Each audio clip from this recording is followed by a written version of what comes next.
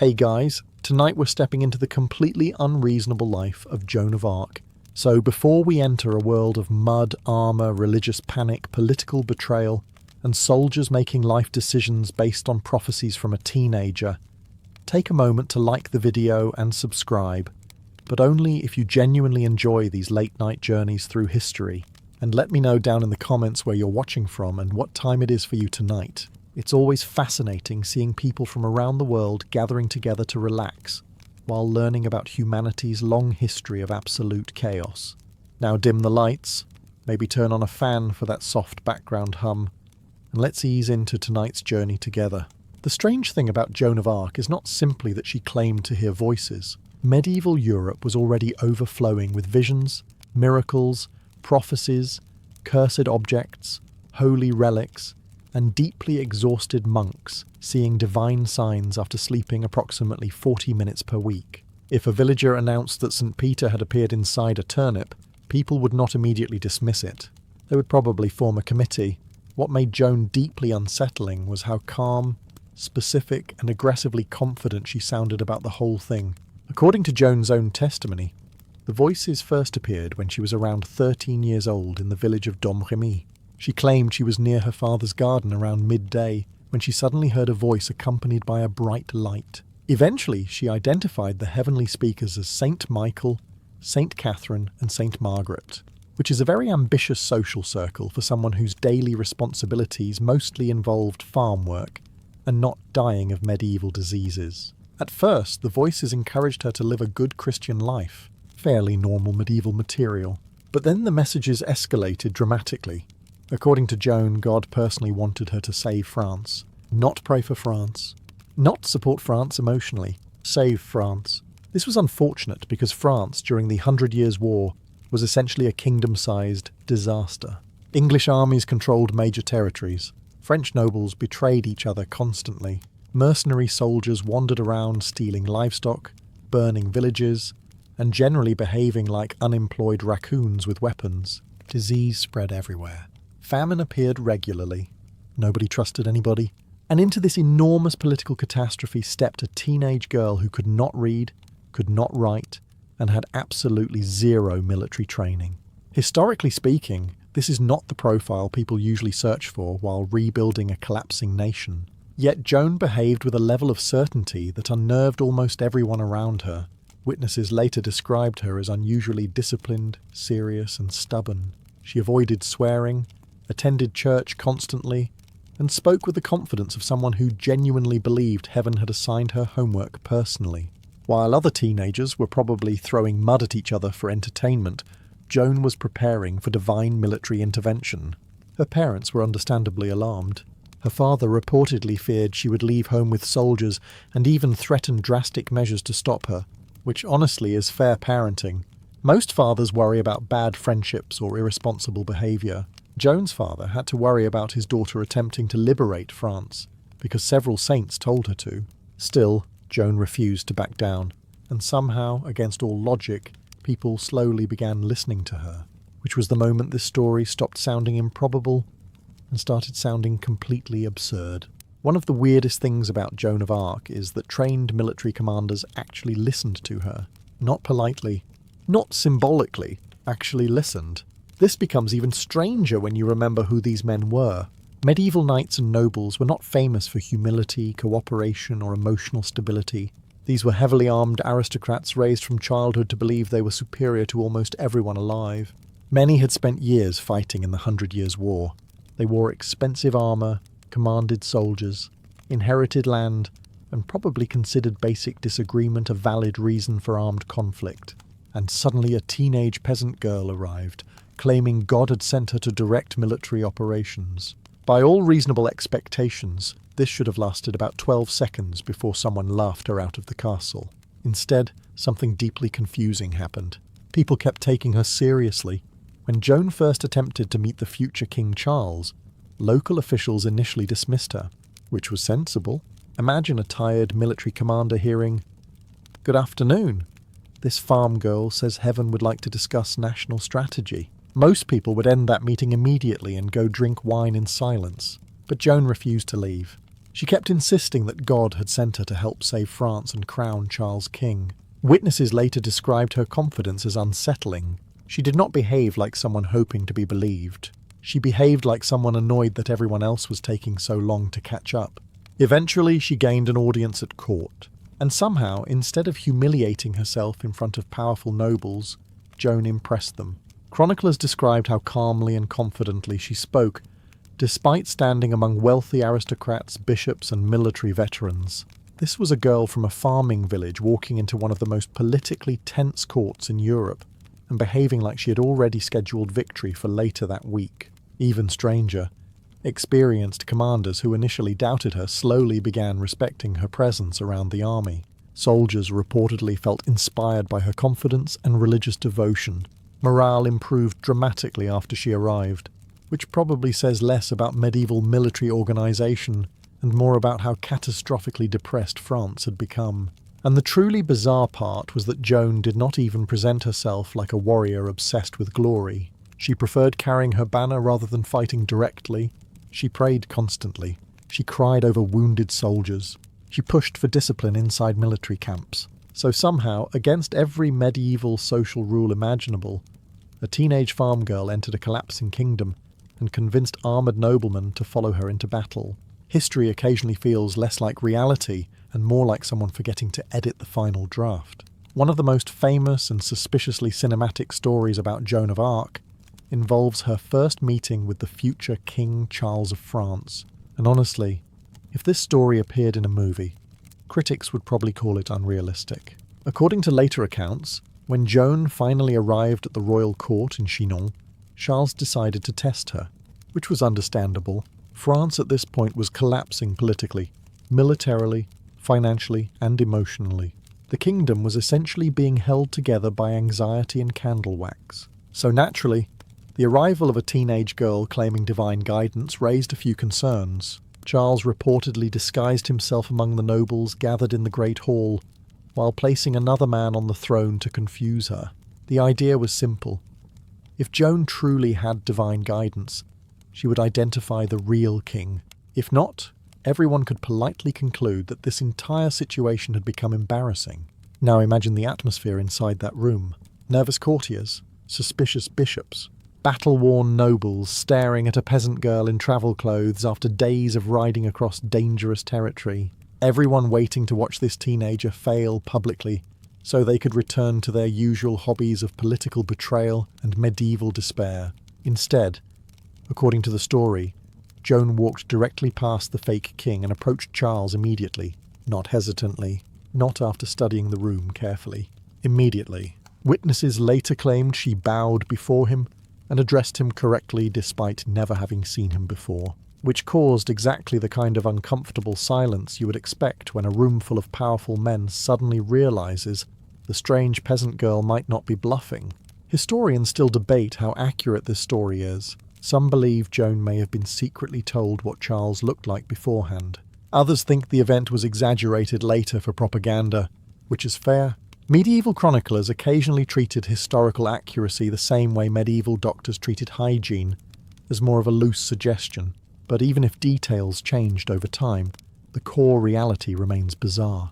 Joan somehow impressed Charles enough that he continued meeting with her instead of dismissing her outright. And this was not a desperate nobody. Charles was the uncrowned heir to France. His court contained experienced nobles, church officials, and advisors. These people were not supposed to hand military influence to an illiterate teenager because she had strong eye contact and confidence. Yet Joan's certainty unnerved people. She spoke as if heaven itself had already decided the outcome of events, and everyone else was simply moving too slowly, which became increasingly uncomfortable once her predictions started coming true. By the time Joan of Arc arrived near the city of Orléans, France was exhausted. The English had surrounded the city for months. Supplies were running low. Morale was collapsing. Soldiers were tired, civilians were terrified, and the future of France looked increasingly similar to a sinking cart on fire. If Orléans fell, many believed the war was basically over. And into this disaster rode a 17-year-old farm girl carrying a banner and announcing that God intended to fix everything shortly. Again, this should not have worked. Military commanders at the time were experienced professionals who understood sieges, troop movements, logistics, and the unpleasant reality that people usually die when arrows enter them at high speed. Joan understood religion, determination, and apparently the terrifying power of absolute confidence. Yet before major victories occurred, Joan repeatedly claimed the siege would soon be broken.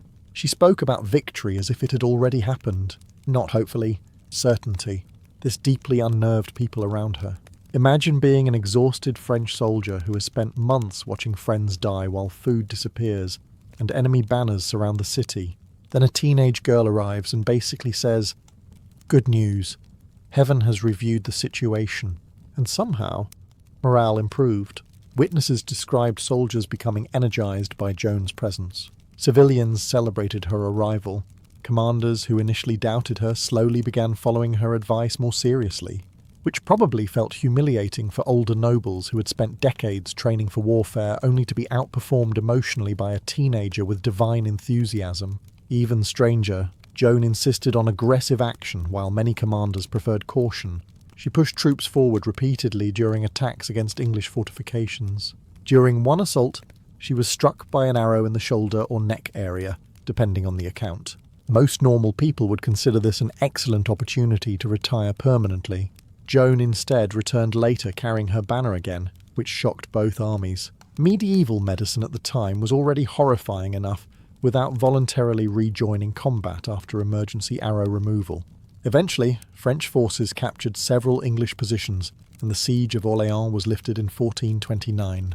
The psychological impact was enormous. For years, the French had experienced defeat after defeat. Suddenly, this teenage girl appears claiming divine guidance, pushes for bold attacks, survives wounds, predicts victory, and then the impossible happens. Even hardened skeptics began struggling to explain the situation comfortably.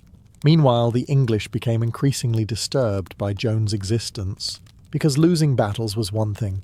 Losing them after being warned by a teenage peasant carrying a religious banner felt significantly worse. At this point, Joan was no longer just unusual. She was becoming dangerous. One of the strangest controversies surrounding Joan of Arc was not actually the visions, the prophecies, or the military victories. It was the pants. Seriously. Joan consistently wore male clothing during her travels and military campaigns, and medieval authorities became absolutely obsessed with this fact. To modern people, this may sound minor compared to, say, leading armies during the 100 Years' War, but medieval Europe treated clothing rules with the emotional intensity of a collapsing empire trying desperately to maintain order through fabric. And technically, they were collapsing.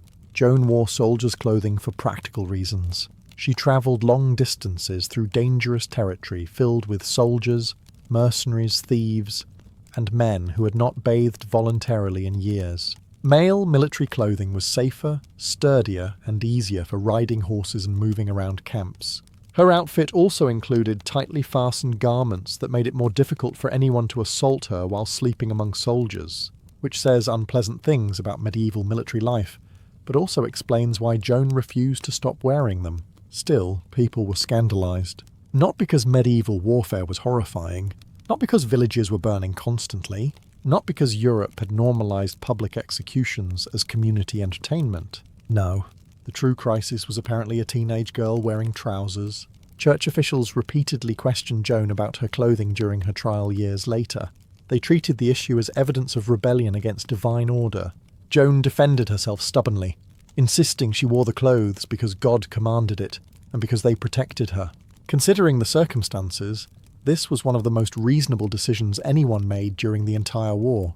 What made Joan even stranger was that she did not wear the clothing timidly or apologetically. She carried herself confidently in armour and military dress, surrounded by noblemen and soldiers who should, by every social rule of the time, have dismissed her immediately. Instead, many ended up respecting her. Some even admired her discipline more than that of the men around her, which must have been deeply irritating for certain aristocrats. English propagandists, meanwhile, used her clothing as proof she was unnatural or demonic, because when a teenage girl keeps defeating your armies, eventually you begin criticizing her wardrobe out of desperation. And tragically, the clothing issue later became central to her downfall. After being imprisoned, Joan briefly agreed to wear women's clothing under pressure, but when she returned to male attire, reportedly for protection against guards, authorities treated it like catastrophic proof of heresy. So after surviving battles, arrows, political betrayal, and military campaigns, Joan's final destruction partly revolved around medieval Europe having a complete emotional breakdown over trousers. History is occasionally magnificent, and occasionally unbelievably stupid. Before Joan of Arc became famous for battles, armour, and terrifying English commanders emotionally, she also became known for sending letters that sounded less like diplomacy and more like God filing formal complaints. Joan dictated several messages to the English during the 100 Years' War, demanding they leave French territory immediately. Not negotiate, not reconsider, leave. The confidence in these letters was honestly alarming. Remember, this was still a teenage peasant girl speaking to experienced military leaders commanding one of the strongest armies in Europe. Most people in her position would probably use cautious language. Joan instead sounded like heaven's extremely impatient messenger. In one famous letter, she warned the English to surrender occupied towns and return to England peacefully, or face devastating consequences. She referred to herself as the Maid, and repeatedly claimed she acted under divine authority. The overall tone was essentially, God has reviewed your behaviour and would like you removed from France immediately. Imagine being an English commander, already exhausted from years of warfare, poor supplies, mud, disease, and constant anxiety, only to receive a letter from a teenager informing you that heaven itself is disappointed in you personally.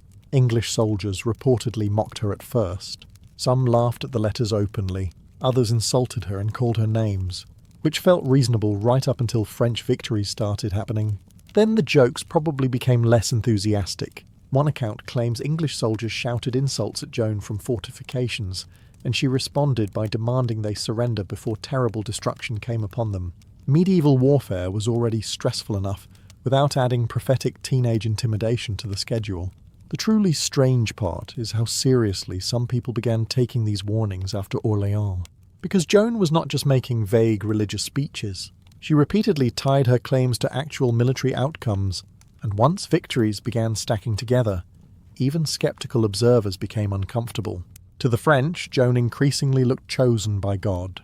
To the English, she increasingly looked supernatural. To exhausted peasants watching entire kingdoms collapse around them, she probably looked like the only person in Europe with a functioning plan. And Joan herself never softened her tone. She genuinely believed God supported France, and that the English occupation violated divine will. There was no hesitation in the way she spoke, no careful political language, no diplomatic caution. Just direct certainty delivered by a teenager who had somehow become one of the most feared figures in the war, which created an extremely awkward situation for England. Because losing battles to France was one thing, losing them while being publicly scolded by a farm girl claiming heavenly approval was considerably more humiliating. By this point in the story, Joan of Arc had already heard heavenly voices, terrified nobles, inspired armies, and sent threatening letters to England with the confidence of someone who believed God personally handled her scheduling. Naturally, things became even more ridiculous. During several military campaigns, Joan repeatedly placed herself near active fighting, instead of remaining safely behind the lines like most important leaders preferred.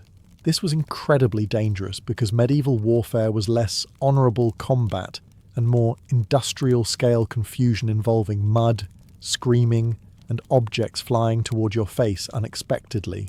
At one point during the Loire campaign, Joan reportedly survived artillery fire astonishingly close to her position.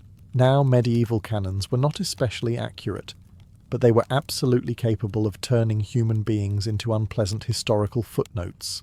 The introduction of gunpowder weapons had already begun transforming warfare into something louder, smokier, and significantly more terrifying, and Joan kept walking directly into it. Witnesses repeatedly described her carrying her banner near the front lines where arrows, stones, bolts, and cannon fire regularly struck. This deeply alarmed commanders around her because, unlike today, there were no helmets with safety certifications or medical helicopters waiting nearby.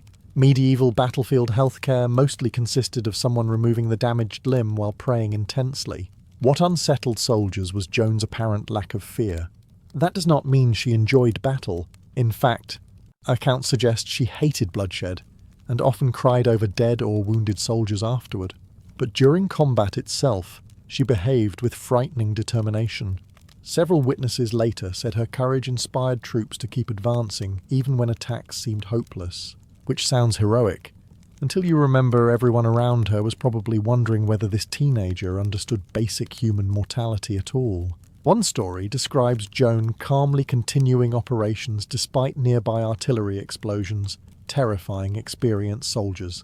Another account mentions troops believing she was somehow protected by divine favour because she survived situations where others expected her to die.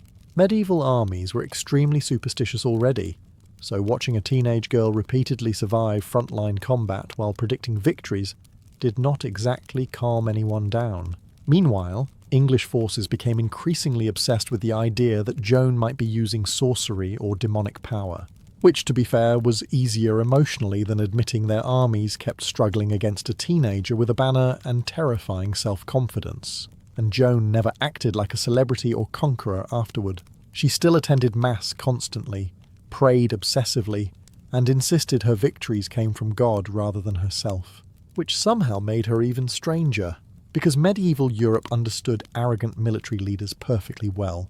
A humble one claiming direct communication with heaven was much harder to process. At first, English commanders treated Joan of Arc like a joke, which was understandable. A teenage peasant girl claiming saints spoke to her and promising divine victory did not exactly sound like the collapse of English military dominance. It sounded more like the beginning of a village rumour involving goats and religious panic. But after several French victories, the mood changed dramatically, because now this strange girl was no longer simply talking, she was winning, and medieval people had a very limited number of explanations available when reality became uncomfortable. Usually those explanations included God, demons, witchcraft, curses, astrology, or someone angered heaven somehow. Scientific military analysis was not exactly thriving while soldiers were busy dying from arrows and infected splinters. The English increasingly began describing Joan as supernatural. Some called her a witch. Others claimed she used sorcery or demonic powers. Rumours spread that she carried enchanted objects or received magical guidance, which was ironic considering Joan herself constantly insisted her victories came from God and spent most of her free time praying aggressively. But fear makes people strange, and Joan frightened the English for several reasons. First, she shattered expectations completely. Medieval warfare was dominated by noblemen, professional soldiers, and aristocratic politics. Suddenly, a teenage farm girl appeared and reversed French morale almost overnight. That alone felt unnatural to many observers. Second, soldiers noticed how confident she remained during battle. Joan rode near the front lines carrying her banner while arrows and artillery exploded nearby. She survived wounds, inspired troops, predicted victories, and kept advancing when experienced commanders hesitated. Eventually, English soldiers began treating her less like a person and more like an ongoing supernatural inconvenience. There are accounts of English troops panicking when they saw her banner approaching. Others reportedly shouted insults at her from fortifications, while simultaneously fearing she might actually possess divine protection, which created a deeply awkward emotional balance between mockery and existential terror. One English commander supposedly blamed France's successes not on strategy, but on the disciple and limb of the devil, which sounds dramatic, but medieval politics often resembled exhausted people accusing each other of Satan whenever things stopped going their way. And the strangest part is that Joan herself seemed completely unsurprised by the accusations. She never acted defensive or uncertain. During questioning later in life, she calmly repeated that her voices came from God, and that she feared nothing except betraying her divine mission. That level of certainty deeply unsettled people, because medieval Europe understood ordinary ambition. It understood greed, violence, pride, and political lies. What it did not know how to process was a teenager who genuinely believed heaven had handed her military instructions personally, and then kept being correct often enough to make everyone nervous. By the year 1430, Joan of Arc had become one of the most recognizable figures in France. She had helped lift the siege of Orléans, escorted Charles toward his coronation, terrified English commanders, and somehow turned herself from a peasant teenager into a walking political crisis for half of Europe. Naturally, this could not continue peacefully. Medieval history rarely rewards anyone for too long before introducing betrayal, disease, or a horse accident. What makes Joan's story especially strange is that several accounts suggest she may have predicted her own capture before it happened. According to witnesses, Joan spoke at times as if she already sensed disaster approaching. She reportedly told companions she feared being captured before midsummer, which sounds dramatic enough already, but becomes much more unsettling considering what happened next. In May of 1430, Joan rode to help defend the town of Compiègne against Burgundian forces allied with England. By this stage of the Hundred Years' War, the political situation was so complicated that keeping track of alliances probably required diagrams, prayer, and several barrels of wine. France was not simply fighting England. French factions were also fighting each other constantly, because medieval politics operated like a family argument involving swords. During the fighting outside Compiègne, Joan found herself trapped as enemy forces pushed toward the town gates. According to accounts, the gates closed before she and some of her men could retreat safely inside. Historians still debate exactly why this happened. Some believe commanders panicked. Others suspect political betrayal. Medieval military coordination was not exactly famous for efficiency. Either way, Joan was captured, and the reaction was enormous. To the English and their allies, this felt like finally catching the source of France's terrifying momentum. Joan had become more than a military figure. She was a symbol. Capturing her felt psychologically important, almost like capturing France's hope itself. To the French, meanwhile, the event was devastating. Many soldiers and civilians had genuinely believed Joan was protected by God. Her capture forced people into an uncomfortable theological question. Why would heaven allow this to happen? And Joan herself remained strangely calm afterward. Witnesses later described her continuing to speak confidently, even in chains. No dramatic breakdown, no emotional collapse. Just the same unsettling certainty she had carried since the beginning, which honestly may have frightened her enemies even more. Because defeating someone in battle is manageable. Defeating someone who still believes completely in their mission after imprisonment, humiliation, and political abandonment becomes much harder psychologically, especially when half of Europe secretly wonders whether they might actually be chosen by God after all. After Joan of Arc was captured, the English and their allies faced a major problem. Killing her quietly would be dangerous. Keeping her alive was also dangerous. By this point, Joan had become far more than a military commander.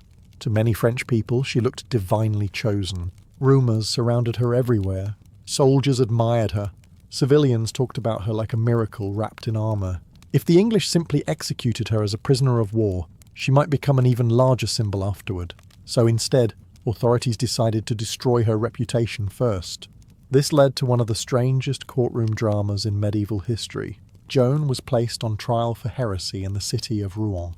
Officially, church authorities claimed they wanted to examine her religious claims fairly. Unofficially, everyone already knew the political outcome desired by the English. The entire process had the subtle neutrality of a wolf applying for a sheep management position. And yet, despite being an illiterate teenage peasant surrounded by trained theologians, bishops, and legal experts, Joan performed shockingly well during questioning. This deeply irritated the court. The judges expected confusion, contradictions, fear, or emotional collapse. Instead, Joan answered many questions with remarkable calmness and intelligence. Several times she avoided traps so effectively that even modern historians pause and quietly admit, "All right, that was impressive." At one point, judges asked whether she believed she was in God's grace. Now this was a theological trap. If Joan answered yes, she risked being accused of arrogance or heresy, because medieval doctrine taught that nobody could know for certain. If she answered no, she weakened her own claims of divine guidance. It was designed to corner her completely. Joan responded, "If I am not, may God put me there. If I am, may God keep me there," which is an astonishingly elegant answer for a teenager who had never attended university, never studied theology formally, and probably spent most of childhood around farm animals and muddy roads. You can almost feel the judges collectively blinking in frustration. Throughout the trial, Joan remained stubbornly consistent about her visions. She insisted the voices came from God. She defended her clothing choices. She refused to deny her mission. Even under enormous pressure, exhaustion, and imprisonment, she continued speaking with the same certainty that had unsettled Europe from the beginning, and this became increasingly dangerous for the court itself. Because the more Joan spoke, the harder it became to portray her as insane, foolish, or obviously evil. Instead, she often sounded calmer and more rational than the men trying to condemn her, which was not helping anyone's political plans at all. One thing that becomes very clear during Joan of Arc's imprisonment is that she absolutely refused to behave like a defeated person, captured, chained, isolated, surrounded by enemies, threatened with execution. None of it seemed capable of convincing Joan to simply sit quietly and accept her fate. Instead, she repeatedly tried to escape, which, considering medieval prisons were essentially stone boxes designed by people who believed comfort encouraged moral weakness, was not exactly easy. Joan was held under harsh conditions after her capture. Rather than being imprisoned in a religious prison supervised by nuns, which normally would have been more appropriate for someone facing a church trial, she was guarded largely by English soldiers. This terrified her.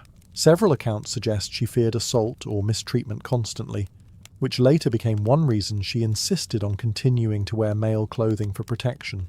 And despite all this, she kept looking for ways out. At one point, Joan attempted one of the most dramatic prison escapes imaginable by jumping from a tall tower at Beaurevoir Castle. Yes, jumping. Not sneaking out, not bribing guards, not quietly slipping through a gate. She apparently looked at a massive tower and decided gravity was the preferable option. Accounts differ on the exact height, but it may have been around 70 feet, which is less escape attempt and more argument with physics. Witnesses later said she survived the fall, though injured and shaken. Medieval people already believed Joan might possess supernatural protection, and watching someone survive that certainly did not calm the rumours. Joan herself later admitted she feared being handed over to the English and desperately wanted freedom, which was understandable because by this stage everyone knew her enemies were not planning a pleasant retirement ceremony. Even after failed escape attempts, Joan remained remarkably stubborn during imprisonment. Guards reportedly had to keep her chained at times because they feared further escape efforts. Imagine being an exhausted English soldier assigned to watch a teenage prisoner who keeps attempting increasingly dangerous exits while also claiming saints still speak to her. That job alone probably required emotional recovery afterward. What made Joan especially strange was that she never seemed to view herself as abandoned by God despite everything collapsing around her. Most people after capture, imprisonment, political betrayal, and a near-fatal tower jump might begin reconsidering their life choices. Joan instead continued insisting her mission came from heaven. This unsettled even some of her enemies, because prisoners are supposed to break eventually. They are supposed to become fearful, desperate, uncertain. Joan often appeared frightened physically, yes, but spiritually, almost never. And that unwavering certainty made her far more difficult to destroy than the English had expected. By the time Joan of Arc's trial reached its later stages, the situation had become deeply exhausting, both physically and psychologically. Joan had spent months imprisoned, interrogated, threatened, humiliated, and surrounded by hostile authorities determined to break her. She was still a teenager. An extraordinarily stubborn teenager, yes, but still a teenager trapped inside one of the most politically charged trials in medieval Europe. Eventually the pressure started working. At one point during the proceedings, Joan agreed to sign an abjuration, essentially a confession and promise to stop wearing male clothing and abandon certain claims about her visions. This sounds straightforward until you remember one important detail. Joan could not properly read, which raises extremely uncomfortable questions about what exactly she understood while signing it. Some historians believe she may have been shown a shorter, simplified document, while the official version recorded afterward was much longer and more damaging. Others think fear of immediate execution pushed her into agreeing without fully understanding the legal consequences. Either way, the entire situation feels less like justice and more like exhausted medieval bureaucracy trying very hard to manufacture obedience. Witnesses described Joan appearing terrified during this moment. And honestly, fair enough. Church authorities had repeatedly threatened execution by burning. Medieval executions were already horrifying enough without adding public flames and theological symbolism. Under pressure, Joan temporarily agreed to wear women's clothing again and signed the confession mark. The court celebrated this as a major victory. Officials believed they had finally broken the strange farm girl, who kept embarrassing trained theologians during questioning. Unfortunately for them, the triumph lasted approximately 5 minutes in historical terms. Soon afterward, Joan resumed wearing male clothing in prison. According to several accounts, this happened partly because guards removed her women's clothing, or because she feared assault and needed the protection offered by tightly fastened male garments. Joan herself later insisted she had returned to the clothing under necessity and divine guidance. For the court, this was perfect. Authorities now declared her a relapsed heretic, meaning someone who returned to forbidden behaviour after confessing. In medieval church law, this was catastrophic. The trial suddenly shifted from difficult political problem to execution pathway. And the truly bizarre part is how much of Joan's fate revolved around clothing. Not the battles, not the military victories, not terrifying England, not reshaping French morale. Trousers. History occasionally feels like humanity accidentally prioritizing the wrong issue with astonishing confidence. Still, even after signing the confession and facing execution, Joan returned to the same thing that had terrified Europe from the beginning: absolute certainty. She once again declared that her voices came from God. And at that moment, everyone understood how this story was going to end. By the spring of 1431, Joan of Arc's fate was effectively decided. The trial was over. The political machinery had done its work. England and its allies no longer viewed Joan merely as a military enemy. She had become something much more dangerous. A symbol people believed in. And symbols are difficult to imprison quietly. So on May 30th, 1431, Joan was taken to the marketplace in Rouen to be executed publicly by burning, because medieval Europe believed nearly every problem could eventually be solved by gathering a crowd and setting something on fire. Thousands reportedly attended: soldiers, clergy, townspeople, officials. Everyone wanted to witness the fall of the strange teenage girl who had terrified armies and embarrassed nobles. Public executions during this period were treated with horrifying normality. People gathered the way modern crowds gather for concerts or sporting events, except with significantly more smoke and existential dread. Joan was only 19 years old. That fact becomes increasingly disturbing the longer you think about it. 19.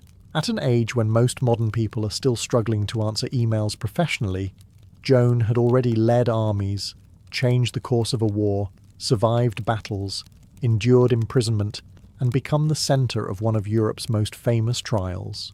Witnesses later described Joan asking for a cross before the execution began. An English soldier supposedly fashioned a small cross from wood and handed it to her, which she kissed and held during her final moments. Another cross was reportedly brought from a nearby church so she could see it while tied to the stake. And even here, Joan apparently remained remarkably composed. Frightened, yes. Witnesses said she cried and called upon Jesus repeatedly. But she still insisted her voices came from God. She never fully abandoned the claim that had defined her entire life. This unsettled many people present. Some spectators reportedly wept during the execution. Even a few English officials later expressed guilt or discomfort afterward. One English soldier supposedly said they feared they had burned a holy person, which is not exactly the emotional reaction governments hope for after public executions. And then came one of the strangest details of all. According to later accounts, executioners burned Joan multiple times because authorities feared people might collect relics from her remains. Medieval Europe loved relics with alarming enthusiasm. If someone even vaguely saintly died nearby, there was always a risk someone would attempt to preserve bones, ashes, clothing, or occasionally disturbingly small body fragments. Humanity has always processed grief in wonderfully unsettling ways. So Joan died publicly, violently, and politically. But instead of ending her influence, the execution only transformed her into something even larger, a legend. The truly bizarre thing about Joan of Arc's story is that after spending months declaring her a dangerous heretic, Europe slowly began realizing they may have made an absolutely catastrophic mistake, which must have been awkward. Because once Joan was dead, the political situation started changing rapidly. The same France that had once been fractured, exhausted, and collapsing during the 100 Years' War slowly regained strength. English influence weakened over time, and as French victories increased, Joan's reputation became harder and harder to suppress. After all, it is difficult to convince people someone was an evil fraud when half the country remembers them successfully predicting victories while carrying a religious banner through active war zones. Eventually, even King Charles, the same ruler Joan had helped bring to the throne, approved efforts to review her trial, which in fairness he probably should have prioritised slightly earlier. Joan risked her entire existence helping him become king, and afterward his political support for her during imprisonment had been, let us say, historically underwhelming. About 25 years after Joan's execution, a retrial investigation began under church authority. Witnesses from Joan's life were questioned again. Friends, soldiers, villagers, commanders and clergy testified about her character and behaviour. People who had known her described her as deeply religious, disciplined, charitable and unusually sincere. And slowly, the original trial started looking increasingly terrible. Investigators discovered major problems with the proceedings: political pressure, manipulated testimony, procedural violations, hostile judges, suspicious legal tactics. Essentially, the medieval equivalent of realizing an entire court case had been held together with fear, politics, and paperwork, aggressively pretending to be justice. In 1456, the church officially overturned Joan's conviction, meaning the same institution that had condemned her now publicly declared the earlier trial deeply flawed and invalid, which is a spectacular reversal even by medieval standards. Imagine being one of the officials involved in the original execution, and then watching future generations quietly announce, "After further review, this entire situation appears to have been a disaster. Joan was declared innocent. Not partially misunderstood, not technically complicated, innocent." And suddenly the dead teenage girl who had once been chained, mocked, and burned in a public square began transforming into something much larger inside French memory: a martyr, a heroine, a national symbol, which is one of history's favourite patterns. Destroy someone politically, then spend centuries building statues afterward, while pretending society always appreciated them properly. Humanity has a remarkable ability to apologise long after it stops being useful. After everything that happened to Joan of Arc, the visions, the battles, the trial, the imprisonment, the execution, the political betrayal, and the repeated public attempts to destroy her reputation, history still was not finished with her, because centuries later, the Catholic Church officially declared Joan a saint. Yes, the same broader institution that once oversaw the trial condemning her eventually elevated her into one of the most honoured religious figures in Christianity. History occasionally has the energy of someone dramatically losing an argument and then quietly changing sides 200 years later. After her conviction was overturned in 1456, Joan's reputation continued growing steadily across France. Soldiers admired her courage. Ordinary people admired her faith. French rulers admired the fact that she conveniently symbolised patriotism, divine favour and national unity all at once, which is politically irresistible material. Stories about Joan spread everywhere. Paintings, poems, plays, songs and historical accounts transformed the once imprisoned farm girl into a legendary figure. And the more France evolved as a nation, the more Joan's image became tied to French identity itself. What made this especially strange was how completely her reputation reversed over time. At 19, she had died condemned as a relapsed heretic. A few centuries later, people were praying to her. That is one of the most dramatic public relations recoveries in human history. By the 19th century, Joan had become enormously popular again, especially during periods of political crisis in France.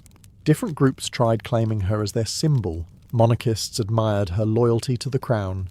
Catholics admired her faith. Nationalists admired her patriotism. Ordinary people admired the fact that she accomplished more before age 20 than most kingdoms managed in decades. And eventually, the Church began the formal process towards sainthood. Witnesses and historical records were studied carefully. Reports of miracles connected to Joan were investigated. Her life, actions, and reputation underwent enormous examination, which feels slightly ironic considering medieval authorities could have tried this level of careful investigation before burning her alive.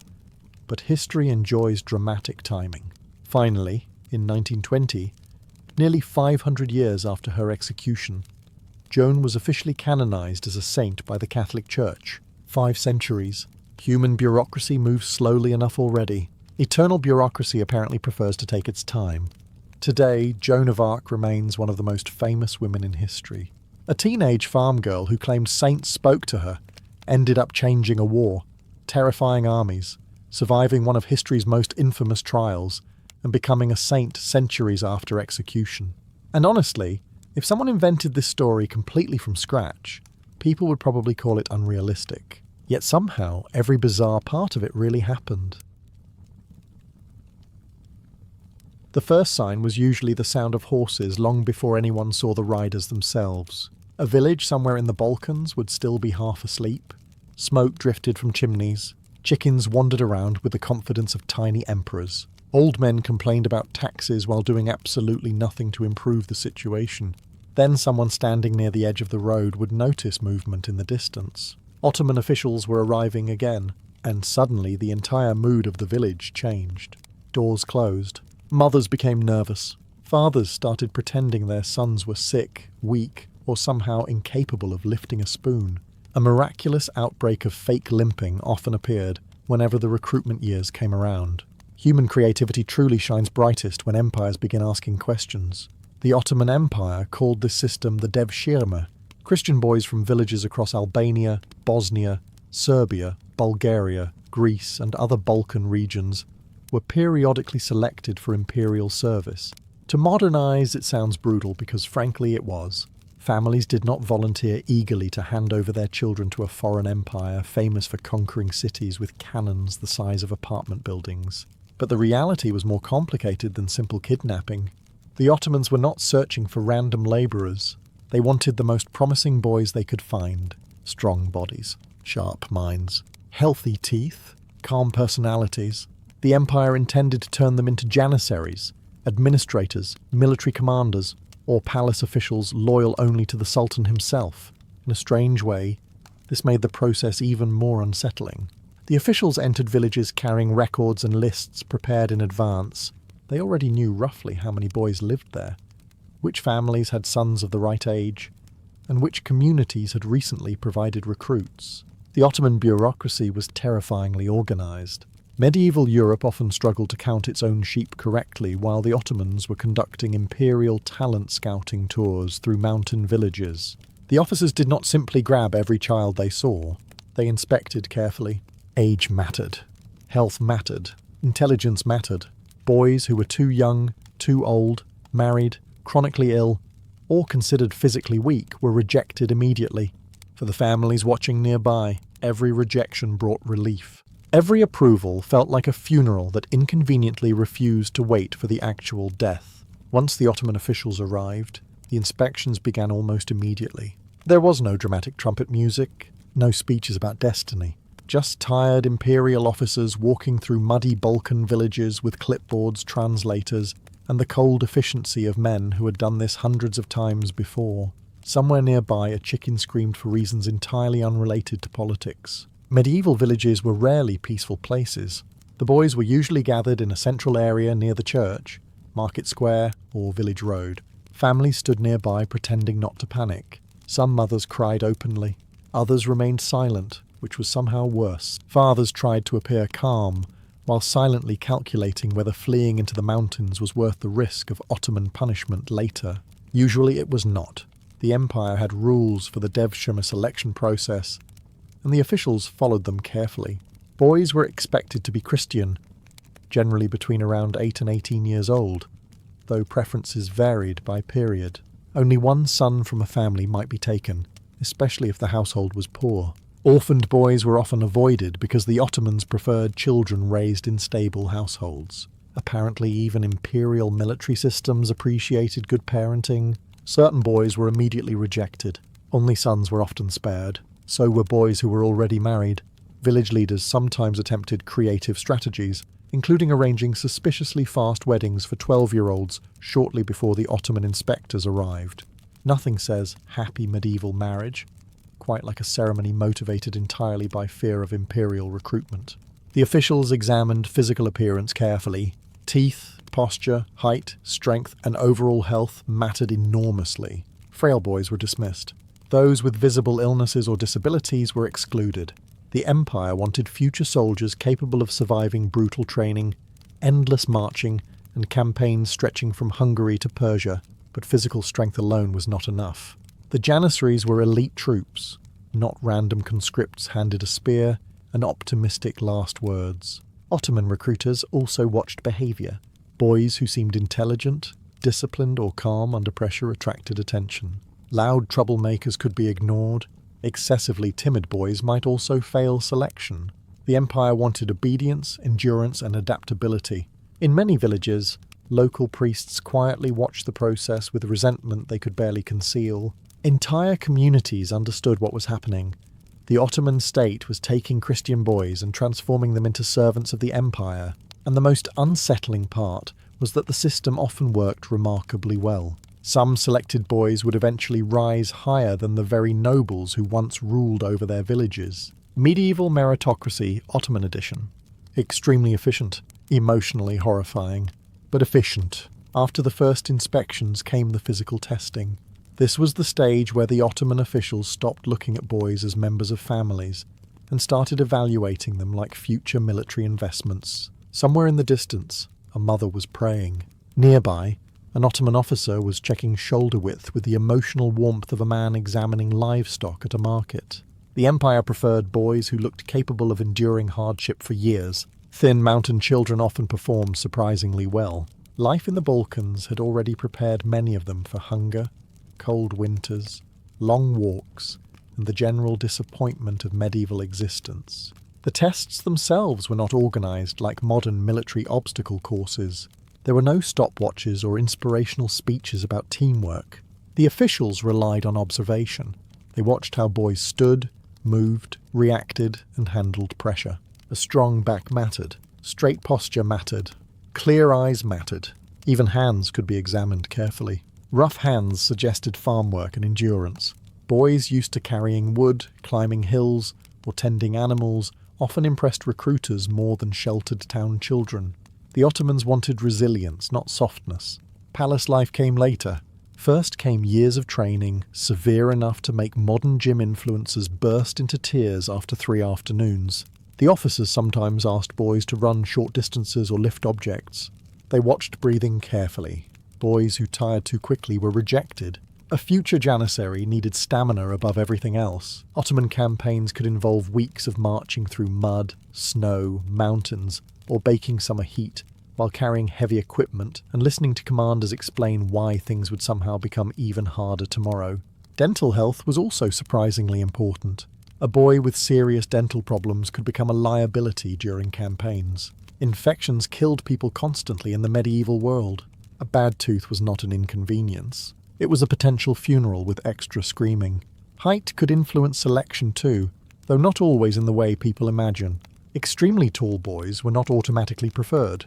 The Ottomans often valued balanced proportions, agility and durability over sheer size.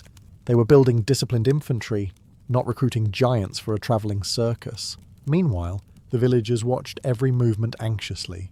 Each time an official nodded approvingly toward a boy, parents felt their stomachs drop. A compliment from an Ottoman recruiter was not good news for the family receiving it. Your son had just been identified as valuable property of the Empire. A career opportunity, technically, just not the kind discussed around a peaceful family dinner. Once the selections were finished, the atmosphere in the village changed completely. The inspections were over. The decisions had been made. Now came the part everyone dreaded most: separation.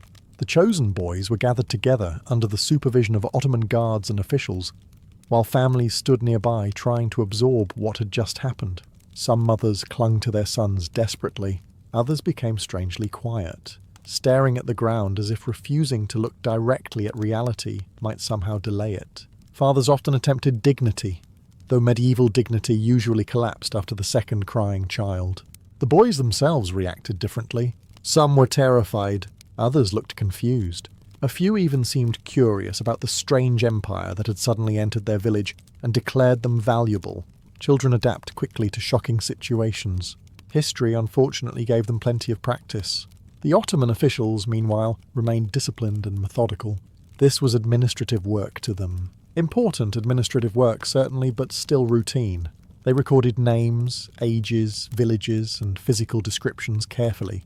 Bureaucracy followed the boys everywhere. The empire loved paperwork almost as much as conquest. Before departure, the recruits were often organised into groups for travel toward larger regional centres. Guards watched closely to prevent escape attempts. Some families still tried anyway. There are many historical stories of parents hiding sons in forests, disguising them as girls, or bribing local officials. Human beings have always been remarkably inventive when governments arrive demanding their children. Occasionally resistance turned violent, but isolated villages rarely had much chance against Ottoman authority. By this stage, the empire controlled enormous territories and maintained one of the most organised military systems in the world. Angry peasants with farming tools were not exactly a strategic nightmare for imperial officials. For the selected boys, the emotional confusion must have been overwhelming. One day they belonged entirely to their village church, language and family traditions. The next day, they stood in a line beside strangers, while soldiers prepared to escort them away towards cities they had never seen, and a future they could not imagine. Many boys probably believed they would never return home again. Often they were correct. And yet, there was another strange layer beneath the grief. Some families quietly understood that service in the Ottoman system could offer opportunities impossible to achieve in poor rural villages. A boy might someday become wealthy, educated, powerful, even influential at the Sultan's court, which created a deeply uncomfortable reality. The empire taking your son might also be the greatest opportunity your family would ever receive. Medieval history had a talent for moral situations that felt designed specifically to ruin everyone's peace of mind. After the separation came the journey. The selected boys were marched away from their villages in groups under Ottoman supervision, travelling along dusty Balkan roads toward larger administrative centres deeper inside the empire. For many of them, it was the first time they had ever left their local region. Medieval peasants did not exactly spend weekends backpacking across continents for personal growth. Most villages were worlds unto themselves. A boy might spend his entire childhood knowing only nearby mountains, rivers, churches and farms. Then suddenly he was walking beside strangers through unfamiliar towns while hearing different languages, seeing Ottoman soldiers everywhere, and realizing the empire stretched far beyond anything he had imagined. The journey itself could last weeks. The boys travelled on foot most of the time, carrying limited belongings while guards maintained order. They slept in inns, camps, barns, or temporary stations along imperial roads. Some boys cried constantly during the first days. Others became silent. A few adapted quickly, especially older children who understood resistance would change nothing. Over time, friendships often formed among the recruits. Shared fear has a way of creating fast bonds. Boys from Albanian mountain villages marched beside boys from Bosnian valleys or Bulgarian towns. Many could not even speak to each other properly at first, but exhaustion, hunger, cold nights and uncertainty created their own universal language rather efficiently. Meanwhile, Ottoman officials continued observing them during the trip. The empire was still evaluating character. Boys who constantly caused trouble, fought excessively, or disobeyed orders damaged their chances for advancement later. Discipline mattered enormously in Ottoman military culture. A future Janissary was expected to obey commands immediately, survive hardship quietly, and function as part of a larger machine. Essentially, the empire was attempting to mass-produce elite loyalty, a sentence that sounds deeply unsettling because it absolutely is. As the recruits moved farther from home, they also moved farther from their old identities. Christian villages, local dialects, family traditions and childhood routines slowly disappeared behind them. Ahead waited Ottoman cities, Islamic education, military training, and a completely different social world. Some boys probably felt terror every single night. Others may have begun feeling curiosity, because despite the brutality of the system, the Ottoman Empire was undeniably impressive. Massive cities, organised armies, enormous markets, beautiful mosques, and disciplined state institutions stood in sharp contrast to the poor rural villages many recruits came from. That contrast mattered. The Dev Sherme was not only about taking boys away from their past, it was about overwhelming them with the scale, power, and confidence of the empire they were now expected to serve. And the Ottomans understood psychology almost as well as they understood conquest. Eventually, the long roads ended. The boys arrived at major Ottoman towns and administrative centres where the real transformation would begin. For many recruits, this moment felt like entering another world entirely. The empire wanted that reaction. Confused people are easier to reshape than comfortable ones. The cities were overwhelming. Crowded markets stretched through narrow streets, filled with merchants shouting in Turkish, Greek, Arabic, Persian, and Balkan languages all at once. Camels moved beside horses. Minarets towered above rooftops. Massive mosques dominated the skyline while officials, soldiers, craftsmen, and scholars moved through the streets with the confidence of people living at the centre of a global empire. For a village boy from the Balkans, it must have felt almost unreal. One week you were chasing goats through muddy hillsides. The next week you were standing outside enormous stone buildings while hearing the call to prayer echo across a city larger than every village you had ever known combined. History occasionally moved with the subtlety of being hit in the face by a cartwheel. The recruits were processed carefully upon arrival. Officials registered them again, checked records, and sorted boys according to age, health, intelligence, and potential. Some would eventually enter palace schools for advanced education. Others would begin agricultural or labour training with Turkish families in Anatolia. The empire did not rush the process. The Ottomans invested heavily in preparing loyal servants for long-term use. This was not random cruelty. It was systematic state engineering. One of the first major changes involved language. The boys were expected to learn Turkish as quickly as possible. Without it, advancement inside the Ottoman system was almost impossible. Religion would also become central to their new lives. The recruits were converted to Islam and introduced gradually to Ottoman customs, discipline, and social expectations. To modern observers, this feels harsh because it was harsh. The empire intentionally separated the boys from their previous identities. Family connections, local loyalties, and regional traditions had to weaken if loyalty to the Sultan was going to replace them. The Janissaries were designed to belong entirely to the Ottoman state, and strangely enough, many eventually embraced that role completely. Some recruits adapted faster than others. Intelligent boys who learned Turkish quickly or showed discipline often attracted positive attention from instructors. Ambitious children realized early that obedience and education could open extraordinary opportunities inside the empire. Because for all its brutality, the Ottoman system also offered something rare in the medieval world. A poor peasant boy could rise through merit and become more powerful than kings, provided he first survived the empire determined to rebuild him from the ground up. Not every selected boy was sent directly into military barracks or palace schools. Many first passed through a quieter stage of the Ottoman system. Life with Turkish Muslim families in Anatolia.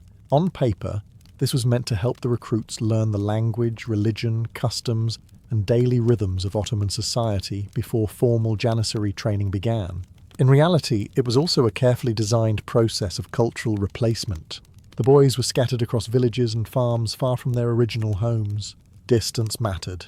The empire understood that identities weaken faster when surrounded by unfamiliar people, unfamiliar words, and unfamiliar expectations every single day. For the recruits, the experience could feel deeply isolating.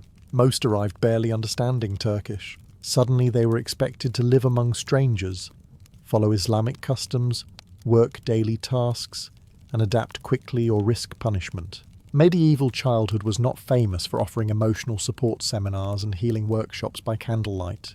You adapted or you suffered. The Turkish families themselves varied enormously. Some treated the boys harshly as cheap labour. Others treated them surprisingly well, almost like adopted sons.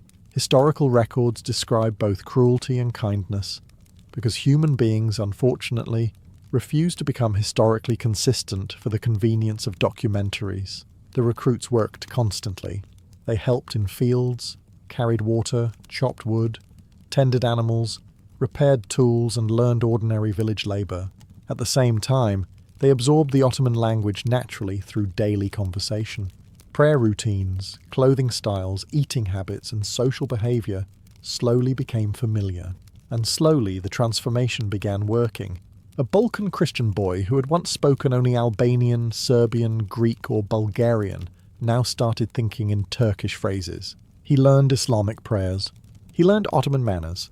His old village life began feeling distant, almost dreamlike. This stage could last years. The empire preferred gradual reshaping instead of immediate forced militarization. By the time many recruits entered official Janissary institutions, they were already partially integrated into Ottoman culture. Smart strategy, honestly. Slightly terrifying strategy, but smart. The boys who adapted well often received positive reports from local supervisors. Discipline, intelligence, physical endurance, and willingness to learn all improved future prospects. The empire was constantly filtering for talent, because the Ottomans were not simply building soldiers. They were building administrators, commanders, engineers, palace officials, governors, and elite guards loyal directly to the Sultan. Some recruits would eventually help rule provinces far larger than the villages they originally came from. A rather dramatic career change for children who once spent afternoons chasing sheep through muddy Balkan hillsides. After years of preparation, language learning, labour, and cultural adaptation, the most promising boys finally entered formal Janissary training. This was where childhood ended completely. The recruits entered a world built around discipline, obedience, routine, and absolute loyalty to the Ottoman state. Everything was controlled carefully: sleep, food, exercise, education, religion, behaviour, even conversation. The empire intended to shape boys into elite servants of the Sultan, with the precision of a blacksmith forging weapons. And like most forging processes, it involved a great deal of suffering. The training institutions operated with military strictness. Recruits woke early, prayed regularly, trained physically, and studied constantly. Laziness was punished. Disobedience was punished. Fighting unnecessarily was punished. Medieval military systems generally believed punishment solved nearly everything except bad weather. The boys learned weapons training slowly and methodically. Archery, swordsmanship, marching, formation discipline, and endurance exercises became part of daily life. Physical conditioning mattered enormously because Janissaries were expected to campaign across enormous distances under brutal conditions. Snow in Hungary one year, desert heat near Persia the next. The Ottoman Empire enjoyed expanding in every possible direction simultaneously, which unfortunately required soldiers capable of surviving all climates known to mankind. But military skill alone was not enough. The Janissaries were elite troops, and elite troops required education. Recruits also studied reading, writing, religion, law, Ottoman administration, and court etiquette depending on their talents. The smartest boys could eventually move into palace schools or administrative service instead of frontline military roles. That possibility changed everything. For poor Balkan recruits, the Ottoman system offered opportunities unimaginable back home. A peasant child who might have spent his entire life farming rocky hillsides could now rise into the highest levels of imperial power through merit, discipline, and intelligence, which created one of history's strangest contradictions. The same system that tore children away from their families also produced some of the most educated and powerful men in the empire. Many recruits embraced the Janissary identity fiercely over time. Brotherhood became central to their lives. Shared hardship created loyalty not only to the Sultan but also to each other. The corps developed strict traditions, rituals, and pride. To become a Janissary was to belong to something larger than yourself. Of course, belonging also meant surrendering nearly everything from your former life. Your language changed. Your religion changed. Your identity changed. And somewhere far away in a Balkan village, parents sometimes wondered whether the son they lost years earlier still remembered them at all. By the end of the process, the boys taken from Balkan villages years earlier were often almost unrecognizable. The frightened children who once stood beside crying mothers during village inspections had become Janissaries. Disciplined soldiers of the Ottoman Empire, loyal to the Sultan above all else. The transformation was one of the most ambitious social engineering systems of the medieval world, and disturbingly effective. The Janissaries eventually grew into one of the most feared military forces on earth. European armies respected them, enemies feared them. Ottoman sultans relied on them heavily during wars, palace politics, and imperial expansion. These former village boys marched into battles across Hungary, the Middle East, North Africa, and the Mediterranean carrying the empire's banners. Some rose even higher. A few recruits advanced beyond military service into palace administration or government leadership. Grand viziers, governors, diplomats, admirals, and high-ranking officials sometimes emerged from the Devshirme system. Incredibly, boys born into poor Christian farming families could eventually wield power over territories larger than entire European kingdoms. The Ottoman Empire cared far less about noble birth than many medieval states. Competence mattered. Loyalty mattered. Results mattered. Naturally, this occasionally shocked European aristocrats, who believed leadership should remain a hereditary hobby, practiced mainly by cousins with impressive hats. But the transformation came with a cost. The recruits were expected to abandon old loyalties permanently. Most converted fully to Islam. Many lost fluency in their childhood languages. Family connections faded across the years. Some Janissaries never saw their villages again. Others returned decades later as imperial officials, wealthy soldiers, or administrators serving the very empire their parents once feared. Imagine that reunion for a moment. Your son disappears as a frightened village child, and returns 20 years later wearing silk robes, speaking Ottoman Turkish fluently, commanding soldiers, and discussing imperial policy with the confidence of a man who has personally watched cities surrender. History rarely produces emotionally uncomplicated family dinners. Over time, the Janissaries became so powerful that they eventually turned into a political force capable of influencing sultans themselves. They gained wealth, privileges, and enormous influence inside the empire. What began as an elite military corps slowly evolved into something much larger and far more dangerous politically. Ironically, the system that once strengthened Ottoman power would later contribute to instability inside the empire itself. But during its height, the Devshirme created exactly what the Ottomans intended: a loyal ruling class built not from noble bloodlines, but from carefully selected boys taken from villages across the Balkans and reshaped into servants of an empire determined to rule the world. Long before churches, cathedrals, and monastery bells spread across the Iberian Peninsula, the people of ancient Hispania worshipped in forests, not polished temples, not marble sanctuaries, forests. Deep groves of oak, pine, yew, and evergreen trees served as sacred ground for Celtic tribes, Iberian peoples, Celtiberians, and other communities scattered across ancient Hispania. To them, nature was not simply scenery. It was alive.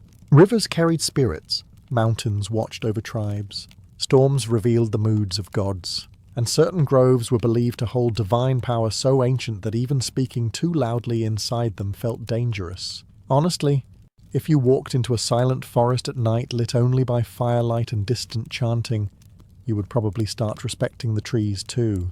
These sacred groves were often located far from ordinary settlements. Some stood near springs or rivers believed to possess healing qualities. Others rested high in misty hills where priests and tribal leaders conducted rituals tied to fertility, harvests, warfare, and seasonal change.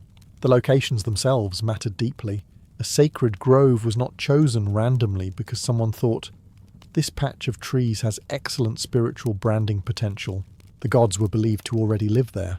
Many tribes forbade hunting, cutting wood, or farming inside these spaces. Ancient writers later claimed some groves inspired fear even during daylight. Massive trees blocked sunlight overhead while roots twisted across damp ground beneath thick moss and fallen leaves. The forests must have felt endless to people living in a world without electric light, paved roads, or reassuring signs explaining where the parking area was located. At certain times of year, entire communities gathered there for rituals. Torches flickered through the darkness while priests prepared offerings beside fires. Villagers brought grain, wine, animals, jewellery, weapons, or crafted objects to present to local gods and ancestral spirits. Drums echoed between the trees. Smoke drifted upward through the branches. Children stood silently beside their parents, watching ceremonies they barely understood, but would someday pass to their own families. Because memory mattered enormously in ancient Hispania, most traditions were carried orally through generations. Songs, prayers, rituals, and sacred stories survived because elders repeated them constantly during festivals and ceremonies. If someone forgot part of a ritual, an older priest was usually nearby to glare at them with the exhausted disappointment of a man protecting centuries of tradition from human incompetence. And for many communities across Hispania, these groves were more than religious sites. They were the centre of tribal identity itself. The sacred rituals of ancient Hispania followed the rhythm of the seasons. Life depended entirely on nature, so religion did too. Harvests, rain, winter survival, animal migrations, fertility, and the movement of the sun shaped nearly every festival celebrated across the peninsula. If the crops failed, people starved. If storms destroyed fields, entire villages suffered. Naturally, ancient communities became extremely interested in keeping supernatural forces reasonably satisfied, which meant festivals were not optional entertainment. They were survival strategies with drums. During spring, many tribes celebrated ceremonies connected to renewal and fertility. Villagers gathered near sacred groves or rivers, bringing flowers, grain, milk, and wine as offerings to local gods associated with growth and abundance. Fires were lit to symbolize returning warmth after winter. Young people danced through the night while musicians played flutes, horns, and drums beneath the trees. Some rituals probably looked beautiful. Others probably looked deeply alarming to Roman visitors trying to process why half a mountain village was singing around a bonfire at midnight, while priests threw offerings into a river. Summer festivals often honoured the sun and agricultural prosperity.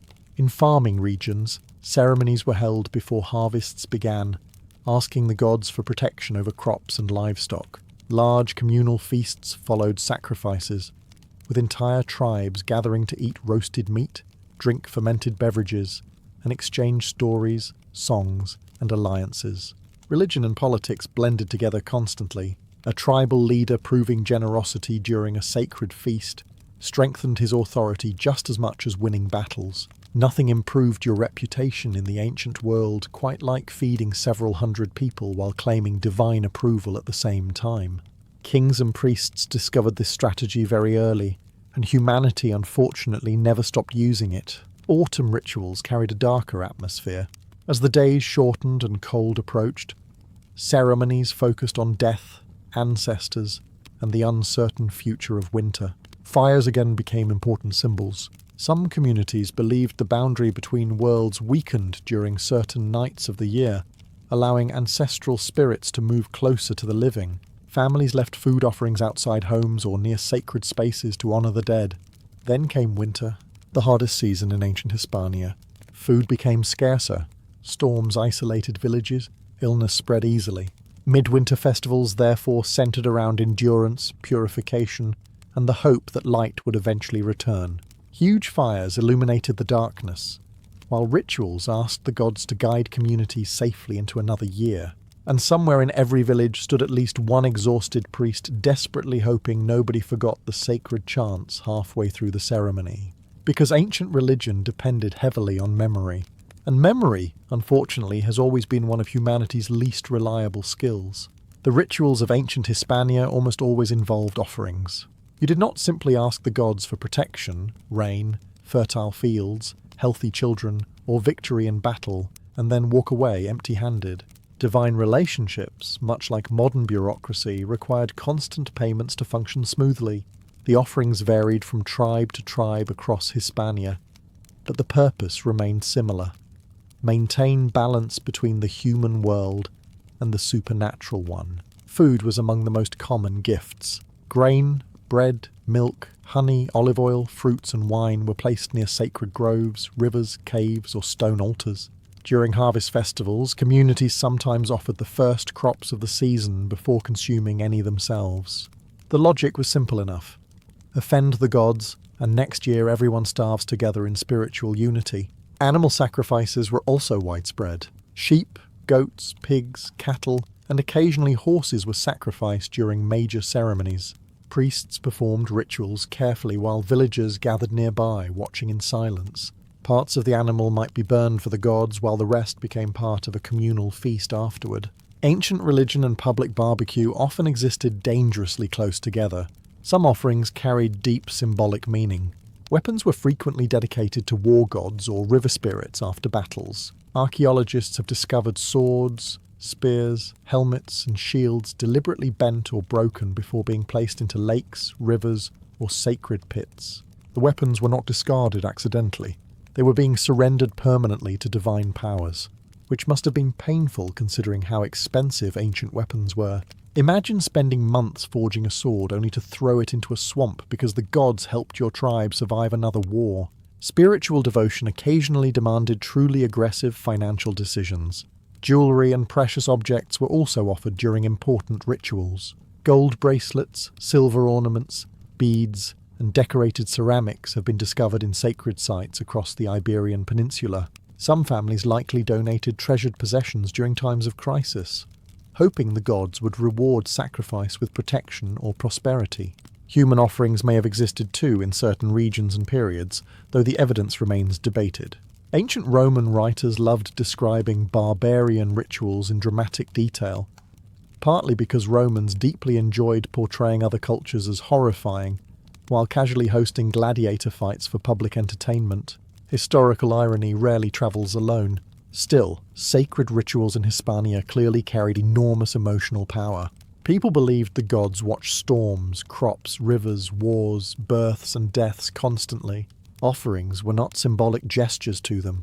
They were necessary acts, maintaining harmony between fragile human communities and a dangerous, unpredictable world.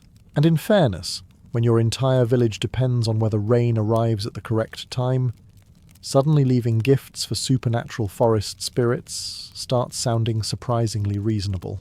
Every sacred ritual in ancient Hispania required someone capable of communicating with the gods, and preferably someone who would not accidentally insult a river spirit halfway through the ceremony.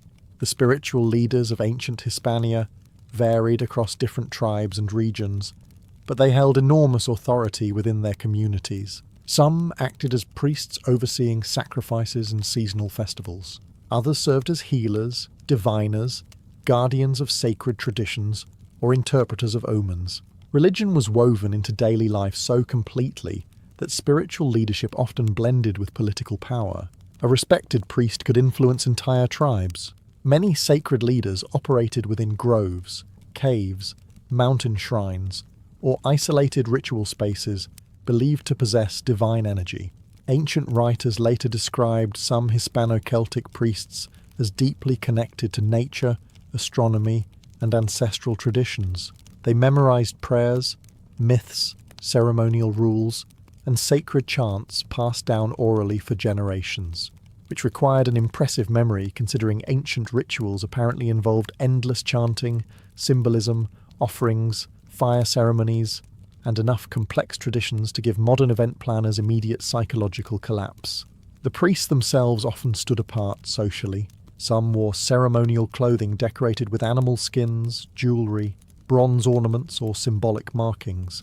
During rituals, they carried staffs, knives, bowls, or sacred branches connected to particular gods or festivals. Firelight, smoke, and chanting probably made the ceremonies feel both mesmerizing and mildly terrifying at the same time, especially for children standing nearby, wondering why the village elder was suddenly speaking to a tree while holding a goat.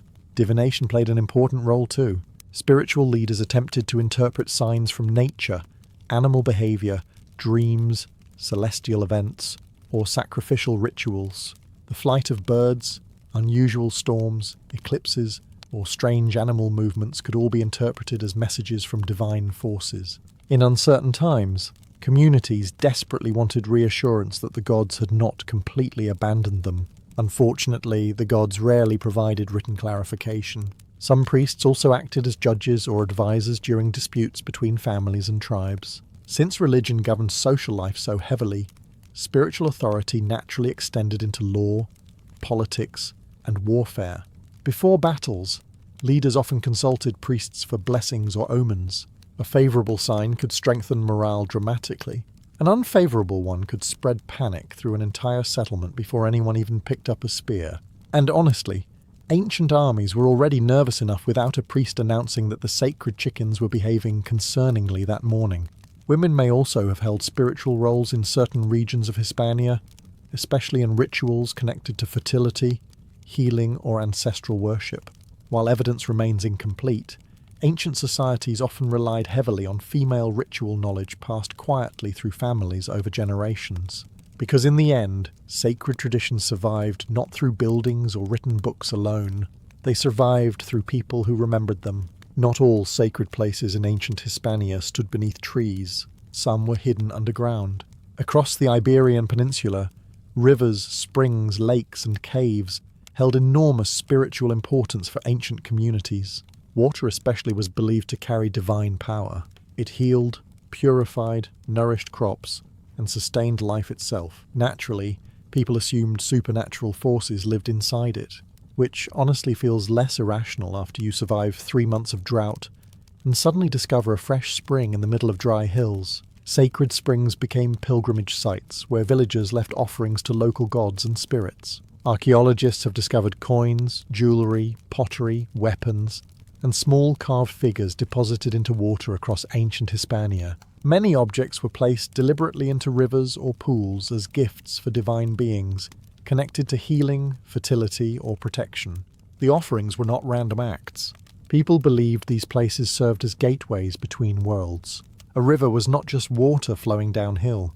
It was alive spiritually. Springs emerging mysteriously from stone felt especially sacred, because ancient people had no geological explanation for why fresh water suddenly appeared from underground mountainsides. So naturally, the logical conclusion became, a god lives there. Humanity has always preferred mythology over admitting confusion. Caves carried even deeper spiritual symbolism. Dark underground chambers inspired both fear and reverence throughout ancient Hispania. Some caves contained shrines, ritual fires, carvings, or evidence of sacrifices dating back centuries. Descending underground likely felt like entering another realm entirely, a place connected to ancestors, spirits, and hidden divine forces beneath the earth. The atmosphere must have been overwhelming, torchlight flickering against damp stone walls, smoke trapped in narrow chambers, priests chanting while echoes carried their voices through the darkness, water dripping slowly somewhere unseen. Ancient rituals understood something modern life often forgets. People become extremely spiritual very quickly when standing inside terrifying caves at night. Some sacred caves may also have been linked to initiation rituals or visions. Isolation, darkness, fasting, rhythmic chanting, and smoke could create deeply emotional experiences interpreted as contact with gods or ancestors. Whether divine forces actually appeared remains historically difficult to verify for obvious reasons. The Romans later encountered many of these sacred sites after conquering Hispania. Interestingly, they often absorbed local traditions instead of destroying them completely. Roman religion was remarkably practical that way. If a spring already had a functioning healing goddess attracting loyal worshippers, Rome generally preferred adding Latin names rather than starting a theological argument. Efficient empire management, really.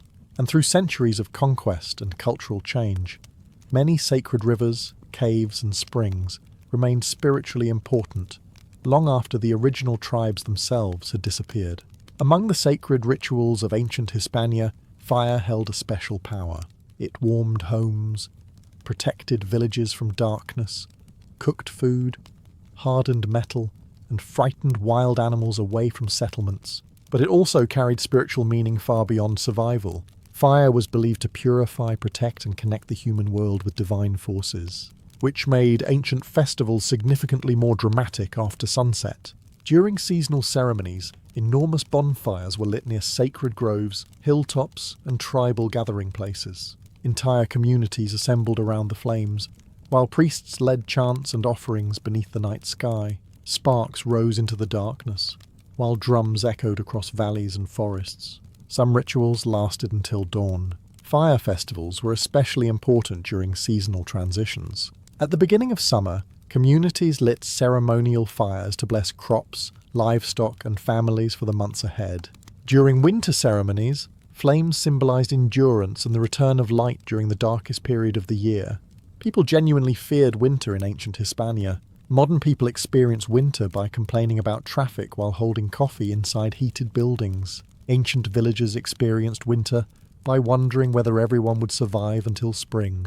Naturally, the fires became deeply emotional symbols. In some regions, people and animals were guided around flames or smoke for purification and protection. Livestock might pass between fires before seasonal migrations or major agricultural events. Families carried embers from sacred bonfires back to their homes, believing the blessed fire would protect the household from illness or bad fortune.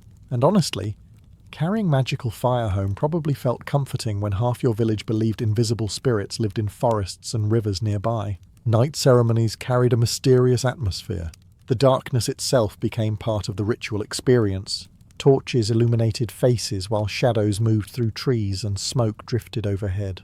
Songs and chants repeated rhythmically for hours. Sacred stories about gods, heroes, ancestors, and creation myths were shared beside the flames so younger generations would remember them. Because memory was sacred in these societies.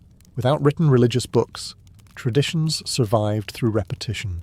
Elders, priests, and storytellers became living libraries responsible for preserving centuries of beliefs. One distracted storyteller could accidentally ruin an entire sacred myth simply by forgetting which river spirit married which mountain goddess 3 generations earlier. No pressure at all. Some ancient festivals may also have included dancing, masked performers, or ritual competitions around the fires. Celebration and spirituality blended together naturally. Sacred rituals were not silent, gloomy events. They were communal experiences filled with noise, movement, emotion, food, fear, and wonder. And for a few nights each year, entire villages gathered beneath the stars, believing the gods themselves stood somewhere beyond the firelight watching alongside them. The people of ancient Hispania did not believe the dead simply vanished. Ancestors remained close to the living, watching over families, villages, and tribal lands long after death. Spirits of the dead were respected, feared, and remembered constantly through rituals carried across generations. In many communities, maintaining peace with ancestors was just as important as pleasing the gods themselves, because offending supernatural grandparents sounded like an exceptionally bad life decision. During certain festivals, especially in autumn and early winter, families performed ceremonies honoring deceased relatives. Food, wine, bread, and small offerings were left near graves, sacred stones, caves, or household shrines. Fires burned through the night while prayers and chants called upon ancestral spirits for protection and guidance. Some people believed the dead could influence harvests, health, weather, and family fortune. Others feared restless spirits might bring illness, disasters, or bad luck if forgotten or dishonored. Ancient religion rarely offered comforting middle ground. The dead were either protecting you lovingly or ruining your crops with supernatural irritation. A fairly stressful system overall. Burial rituals varied across Hispania depending on the tribe and time period. Some communities cremated their dead, placing ashes inside decorated urns buried with jewelry, weapons, pottery, or personal belongings. Others practiced full-body burials beneath stone mounds or sacred sites tied to family ancestry. The grave goods mattered deeply. Weapons accompanied warriors. Ornaments accompanied nobles. Everyday objects followed ordinary people into death, because many believed the spirit continued existing in another realm beyond the physical world. Apparently, even the afterlife required proper equipment and respectable household items. Certain locations became strongly associated with ancestral presence. Ancient tombs, standing stones, caves, and hilltop burial grounds often turned into sacred spaces visited during rituals throughout the year. Families gathered there to remember lineage, honor the dead, and reinforce connections between generations. In tribal societies, ancestry shaped identity completely. Knowing who your ancestors were mattered politically, socially, and spiritually. The Romans later noticed how seriously many Hispano-Celtic peoples treated ancestral traditions. Some Roman writers described elaborate mourning ceremonies, funeral feasts, and nighttime rituals connected to the spirits of the dead. Naturally, the Romans also exaggerated parts of these practices, because Roman historians occasionally wrote about foreign cultures with the calm objectivity of gossiping neighbours peeking through curtains. Still, ancestor worship clearly remained central across ancient Hispania for centuries. The living depended on memory, and memory depended on ritual. Around fires, beside graves, within sacred groves, and under cold autumn skies, families repeated the names and stories of the dead, so they would never fully disappear from the world. Because to many ancient communities, true death came only when nobody remembered you anymore. Before warriors in ancient Hispania marched into battle, they performed rituals, a great many rituals, because if you were about to charge towards several hundred armed enemies carrying spears, shields, and unresolved personal issues, you probably wanted supernatural support wherever possible. Across the Iberian Peninsula, warfare carried deep religious meaning. Battles were not seen as purely political struggles over territory or power. The gods, ancestors, and spirits were believed to influence victory directly. A tribe entering combat without proper rituals risked divine anger, terrible omens, and the strong possibility of becoming tomorrow's scavenger food. Warriors therefore prepared carefully. Before campaigns, tribal leaders and priests gathered communities at sacred groves, hilltops, rivers, or shrines, where ceremonies honoured war gods and protective spirits. Fires burned while offerings were placed before altars. Weapons might be blessed with oil, blood, or sacred water. Animals were sacrificed so priests could interpret omens from the ritual itself. Yes, ancient military planning occasionally depended on examining goat organs. Human civilization has always been an extraordinary mixture of bravery and complete confusion. The warriors themselves often participated directly in these ceremonies. Some painted their bodies or shields with sacred symbols believed to frighten enemies and attract divine protection. Others swore oaths beside fires or ancestral stones before departing for war. Those oaths mattered enormously. Breaking sacred vows risked not only social disgrace but supernatural punishment. Ancient societies believed cowardice, betrayal, or dishonour could anger both gods and ancestors. The dead were always watching, apparently, which must have made relaxing extremely difficult. Music also played an important role before battle. War horns, drums, chanting, and rhythmic singing built unity among warriors while intimidating opponents. Ancient Roman writers later described Iberian and Celtiberian war songs echoing through valleys before combat began. Hearing hundreds of armed tribesmen chanting together through mist-covered hills probably created a fairly memorable morning for invading armies. Some rituals focused on purification. Warriors bathed in rivers, passed through sacred smoke, or touched ritual fires before campaigns. These acts symbolized protection and spiritual cleansing before facing death, because everyone understood one uncomfortable reality. Many of the men standing around the fire would never return home, and ancient people understood death far more personally than modern societies do. Victorious warriors often returned to sacred sites afterward to dedicate captured weapons, armour, or enemy banners to the gods. Archaeologists have discovered ritual deposits of bent swords and broken spears across ancient Hispania, likely offered after successful battles. The message was simple. Victory belonged partly to divine forces, not just human strength. And in a brutal ancient world filled with tribal warfare, Roman invasions, raids, famine, and uncertain survival, believing powerful gods fought beside you was sometimes the only thing standing between courage and absolute terror. Even after Rome conquered Hispania, the old rituals did not disappear overnight. Empires rarely erase ancient beliefs as neatly as history books pretend. People continue doing what their grandparents taught them, especially in remote villages far from imperial officials. And across the mountains, forests, and valleys of Hispania, sacred traditions survived stubbornly for centuries, sometimes openly, sometimes quietly. The Romans introduced their own gods, temples, and ceremonies across the peninsula, but they also understood something important. Local religions were easier to absorb than destroy completely. So instead of banning every sacred spring or grove immediately, Rome often merged local deities with Roman ones. A mountain god became associated with Jupiter. A healing spring goddess received a Latin name. Everyone continued worshipping at the same place, while pretending this counted as major religious reform. Classic empire strategy, honestly. Many sacred sites remained active long into the Roman era. Offerings still appeared in rivers and springs. Villagers still gathered around ancient groves. Ancestor rituals continued inside homes and burial grounds. In some regions, local priests adapted to Roman customs while quietly preserving older traditions underneath the surface. Then Christianity arrived, and once again, the old beliefs refused to vanish completely.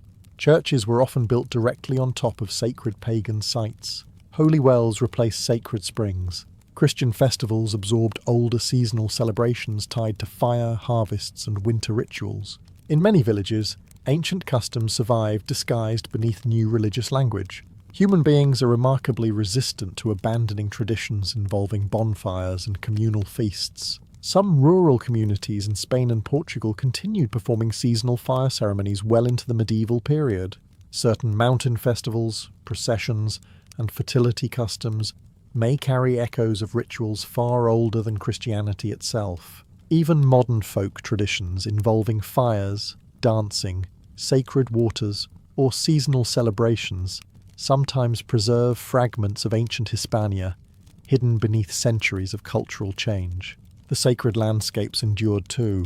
Ancient caves, forests, springs, and hilltops often remained spiritually important long after people forgot exactly why they mattered originally. A mysterious grove still felt holy. A mountain spring still inspired reverence. Memory faded slowly, but atmosphere remained. And honestly, ancient sacred sites have a strange way of affecting people even today. Stand alone inside an old forest at dusk or beside a silent mountain spring, and something ancient still lingers there psychologically. Maybe not gods exactly, but centuries of human belief leave marks behind. The people of ancient Hispania understood that deeply. To them, the world was alive with spirits, ancestors, gods, and unseen forces woven into every river, storm, fire, and forest. Their rituals were not separate from life itself. They were life itself, carried carefully from one generation to the next through memory, fear, wonder, and the stubborn human desire to feel connected to something greater than survival alone.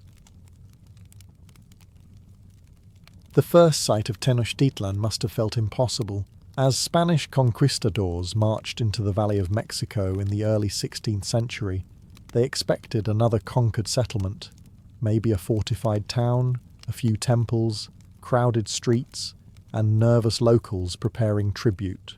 Instead, rising from the shimmering waters of Lake Texcoco, they saw one of the largest and most astonishing cities on Earth. An entire metropolis standing on islands in the middle of a lake. Even hardened soldiers stopped in disbelief. Wide stone causeways stretched across the water, connecting the city to the mainland.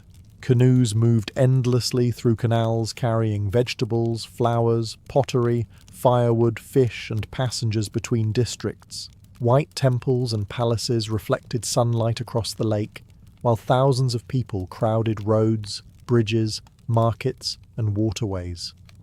Some Spaniards later wrote that it looked like something from a dream, which is understandable because many European cities at the time still smelled like wet straw, smoke, and unresolved sewage problems. Meanwhile, the Aztecs had built an organized island capital with aqueducts, canals, public markets, and floating agricultural systems feeding hundreds of thousands of people.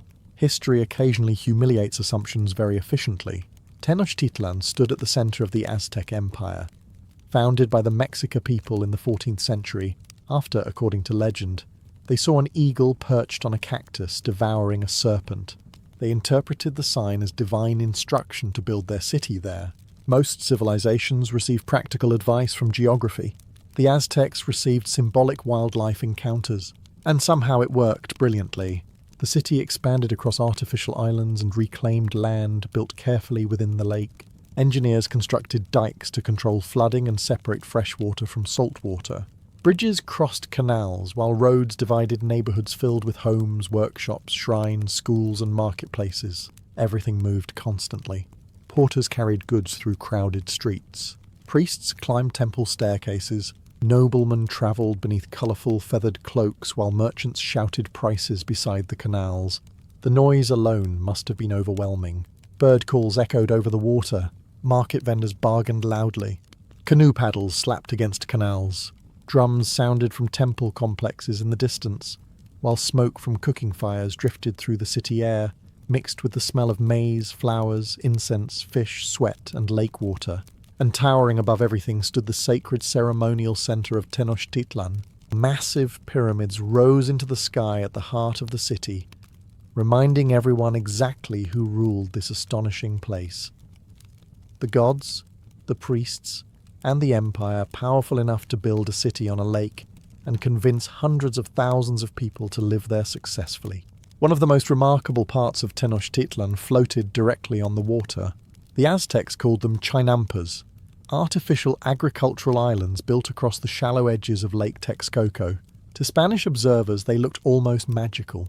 Rectangular gardens covered in flowers, maize, beans, squash, chili peppers, and herbs seemed to drift across the lake while canoes moved quietly between narrow waterways.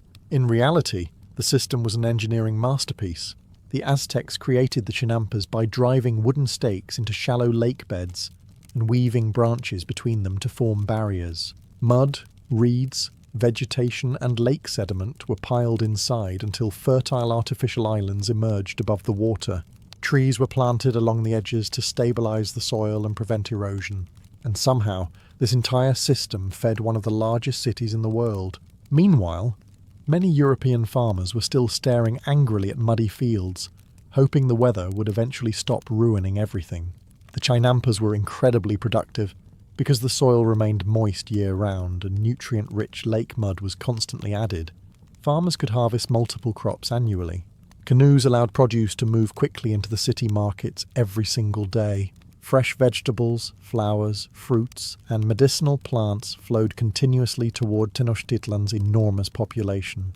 The floating gardens also transformed the landscape into something almost surreal. Imagine endless green fields rising from shimmering water beneath distant temple pyramids. Farmers moved silently through canals at sunrise while mist drifted across the lake. Birds nested among reeds. Flowers bloomed beside narrow pathways crossing the gardens.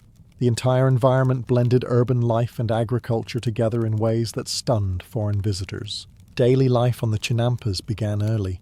Before dawn, farmers paddled canoes loaded with tools, seedlings, baskets, and food toward their plots. Families worked together, planting maize, repairing irrigation channels, removing weeds, and harvesting crops beneath the hot Mexican sun.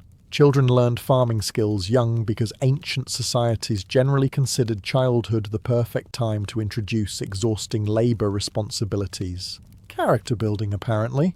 The flowers grown on chinampas were especially important. Tenochtitlan consumed enormous quantities of flowers for religious ceremonies, noble households, festivals, perfumes, decorations, and offerings to the gods. Bright blossoms filled marketplaces daily, adding colour and fragrance to the already crowded city.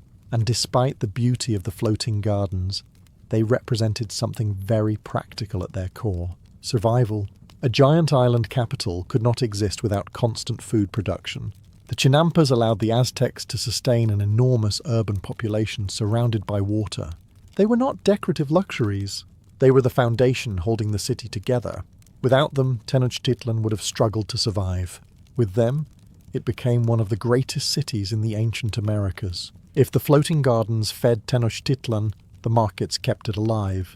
And no market was larger or more astonishing than Tlatelolco. Located beside Tenochtitlan, this enormous commercial centre attracted tens of thousands of people daily.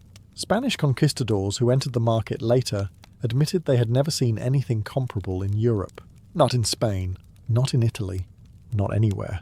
Which must have been slightly humiliating for men who had crossed an ocean fully convinced they represented the peak of civilization. The market stretched across massive open plazas surrounded by officials, merchants, porters, guards, and endless rows of goods organised carefully into sections. Order mattered enormously. This was not chaotic screaming and random bargaining. The Aztecs regulated trade seriously. Judges supervised disputes, while inspectors monitored weights, prices, and transactions. Ancient capitalism, but with more feathered cloaks and fewer motivational podcasts. The sheer variety of products amazed foreign visitors. Fresh vegetables from the chinampas filled baskets beside fruits, cacao beans, maize, beans, chili peppers, and tomatoes. Merchants sold fish from the lake alongside turkeys, rabbits, deer meat, and prepared foods cooked directly in the market. Flowers, pottery, woven cloth, obsidian blades, jewellery, medicinal herbs, rubber, tobacco, feathers and tools crowded the enormous plaza. And then there were the luxury goods: bright green jade, polished gold ornaments, turquoise mosaics, jaguar pelts, tropical bird feathers, and finely crafted weapons circulated among wealthy nobles and elite warriors. The feather workers especially produced astonishing art using brilliant quetzal and macaw feathers arranged into ceremonial clothing and shields so beautiful they barely looked real. Some merchants specialized in enslaved people too, because ancient cities unfortunately always find ways to remind you they are still ancient cities. The sounds of Tlatelolco never stopped. Thousands of voices bargained constantly while porters moved through crowds carrying heavy goods on their backs. Canoes arrived nearby loaded with produce from the lake. Vendors shouted prices.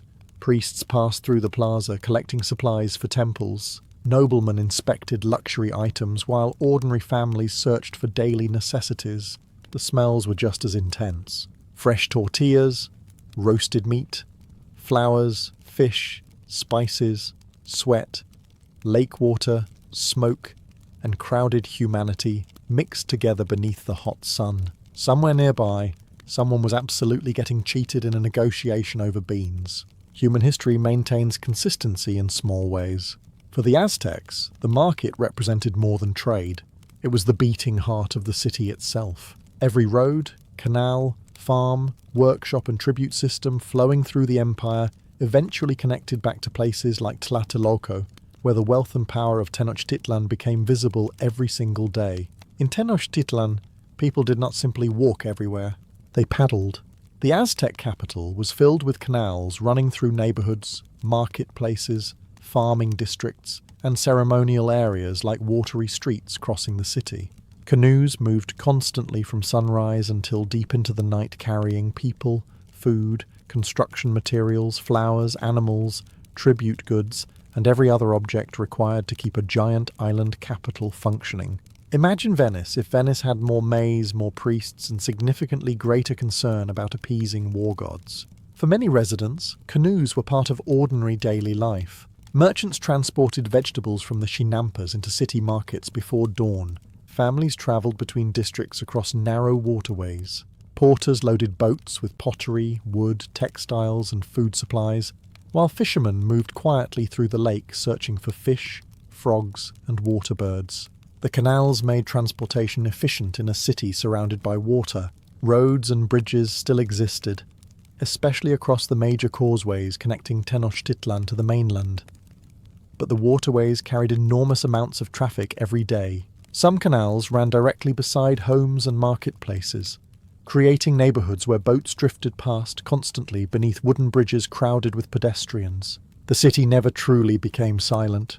Water splashed against canoe hulls. Vendors shouted from canal edges. Porters strained beneath heavy loads, while priests crossed bridges toward temple complexes. Birds circled overhead as smoke drifted from cooking fires beside the water, and underneath everything lingered the smell of the lake itself. Fresh water mixed with mud, fish, flowers, reeds, wet wood, cooking food, and thousands of people living close together on islands. Romantic from a distance, slightly less romantic during hot afternoons near crowded canals full of commercial traffic and floating debris. Still, Spanish visitors were stunned by the city's organization. Some compared the waterways to European canal cities, though Tenochtitlan impressed them far more because of its scale and complexity. Bridges could even be removed at night or during attacks, helping defend the city from enemies. The Aztecs had built not just a beautiful capital, but a strategically intelligent one. Everything depended on water management. Aqueducts brought fresh water into the city from springs on the mainland. Dikes controlled flooding and separated salty lake water from freshwater zones. Engineers constantly maintained canals, bridges, and artificial islands to prevent collapse or flooding, which required extraordinary coordination for a society without metal tools, horses, or wheeled transport. That is the part many people forget. The Aztecs built this enormous aquatic city largely through human labour, engineering skill, organisation, and relentless maintenance. Every canal cleaned, every bridge repaired, Every canoe loaded before sunrise represented thousands of ordinary people working constantly to keep Tenochtitlan alive upon the surface of the lake. Above the crowded streets, canals, and marketplaces of Tenochtitlan rose the sacred heart of the city, the temples. Towering pyramid structures dominated the skyline, visible from across the lake like stone mountains rising above the water. At the centre stood the Templo Mayor, the great temple of the Aztecs, dedicated primarily to Huitzilopochtli, god of war and the sun, and Tlaloc, god of rain and fertility, which tells you almost everything about Aztec priorities immediately. War and agriculture. Conquer your enemies, then make sure the crops grow afterward. The ceremonial district surrounding the temples was enormous. Priests, nobles, warriors, musicians, servants, and pilgrims moved constantly through courtyards, filled with shrines, altars, incense burners, and sacred statues painted in brilliant colours. Drums echoed through the city, while smoke from copal incense drifted upward into the sky. The atmosphere must have felt overwhelming. The temples themselves were painted vividly in reds, blues, whites, and yellows, not the bare grey stone people often imagine today. Massive staircases climbed steeply toward shrines at the summit, where priests conducted rituals overlooking the entire city and lake beyond. And those priests were impossible to ignore. Aztec priests often wore long dark robes stained with blood and incense ash. Many allowed their hair to grow long and tangled. Some fasted regularly or practiced painful rituals of self-sacrifice using thorns or blades. Religion in Tenochtitlan was not casual spiritual reflection beside calming music. It was intense, physical, and absolutely woven into every aspect of life. Ceremonies happened constantly throughout the year. Festivals honoured gods connected to rain, war, harvests, death, fire, and cosmic balance. Musicians played drums, flutes, and shell trumpets, while dancers wearing elaborate feathered costumes performed in temple courtyards. Nobles presented offerings of flowers, food, jade, gold, incense, and precious textiles. Then came the sacrifices. Yes, the human sacrifices were real. The Aztecs believed the gods had sacrificed themselves to create and sustain the universe. Human blood therefore became a sacred offering necessary to maintain cosmic balance and ensure the sun continued rising. Without sacrifice, many believed the world itself could collapse into darkness and chaos. Comforting worldview overall. Victims, often war captives, were brought up temple staircases before enormous crowds gathered below. Priests performed rituals at the summit while drums thundered across the city. Spanish observers later described these ceremonies with horror. Though it is worth remembering, Europe at the same time was enthusiastically conducting executions, torture, and religious violence on an industrial scale. Human history rarely provides morally uncomplicated civilizations. Still, for the people of Tenochtitlan, these ceremonies were not acts of cruelty alone. They were sacred acts believed to keep the universe alive itself. Life in Tenochtitlan depended on strict social order. Everyone had a place. Nobles ruled. Priests advised the gods. Warriors earned glory through conquest. Merchants built wealth through trade. Farmers fed the city. Labourers carried stone, cleaned canals, repaired roads, and did the exhausting work keeping the empire alive, while nobles discussed cosmic destiny from comfortable palaces. A timeless arrangement, really. At the top stood the emperor, the Huitlatawani, the great speaker, who ruled the Aztec Empire from lavish palaces filled with servants, guards, gardens, courtyards, and exotic animals. The emperor was not viewed as a god exactly, but he possessed enormous sacred authority connected to warfare, religion, and imperial power. Below him came the nobility. Noble families controlled land, politics, military leadership, and priesthood positions. They wore elaborate feathered cloaks, gold jewellery, and fine cotton clothing, unavailable to ordinary citizens. Sumptuary laws even regulated what different classes could wear. Because throughout history, wealthy people have always feared the lower classes accidentally dressing too confidently. Warriors held especially high status in Aztec society. Military success brought prestige, rewards, and opportunities for advancement. Young men trained from childhood to become fighters, and capturing enemies alive in battle was often valued more than simply killing them. Prisoners served religious purposes during ceremonies, which gave warfare a deeply spiritual dimension. Nothing motivates military recruitment quite like explaining that the gods personally require captives. Elite warrior societies such as the jaguar warriors and eagle warriors became symbols of courage and honor. They wore dramatic costumes made from animal skins, feathers, and decorated armor designed to intimidate enemies while displaying status publicly. Then came the merchants. Aztec merchants, especially the long-distance Pochteca traders, occupied a strange position. Officially they ranked below nobles, but many became extremely wealthy and influential through trade networks stretching across Mesoamerica. They brought jade, cacao, tropical feathers, gold, textiles, obsidian, and luxury goods into Tenochtitlan from distant regions. Some also worked as spies for the empire. Ancient businessmen truly never stopped networking. Most people in the city, however, were ordinary citizens. Farmers, fishermen, craftsmen, labourers, canoe builders, potters, weavers, and market vendors filled the neighbourhoods surrounding the ceremonial centre. Families lived in modest homes made from stone, adobe, or reeds, while children helped with work from an early age. Education mattered strongly too. Even ordinary children attended schools where they learned religion, discipline, history, and practical skills. Aztec society valued order intensely. Laziness, drunkenness, theft, and disobedience could bring harsh punishment because the empire believed social stability depended on constant discipline. And in a city as massive and crowded as Tenochtitlan, perhaps they were not entirely wrong. Despite the massive temples, crowded markets, and imperial ceremonies, most people in Tenochtitlan spent a large part of daily life thinking about one thing: food. Because feeding a city of hundreds of thousands of people sitting in the middle of a lake required extraordinary organization. Every sunrise brought fresh deliveries from Chinampa farms, fishing boats, hunting parties, merchants, and tribute caravans flowing into the capital. And at the center of nearly every meal stood maize. Corn was not simply food to the Aztecs, it was life itself. According to their beliefs, humanity had been created from maize by the gods. Tortillas, tamales, porridge, and maize dough appeared constantly in homes, markets, temples, and festivals throughout the city. If you somehow disliked corn in Tenochtitlan, daily life would become emotionally exhausting very quickly. Women usually handled most household cooking.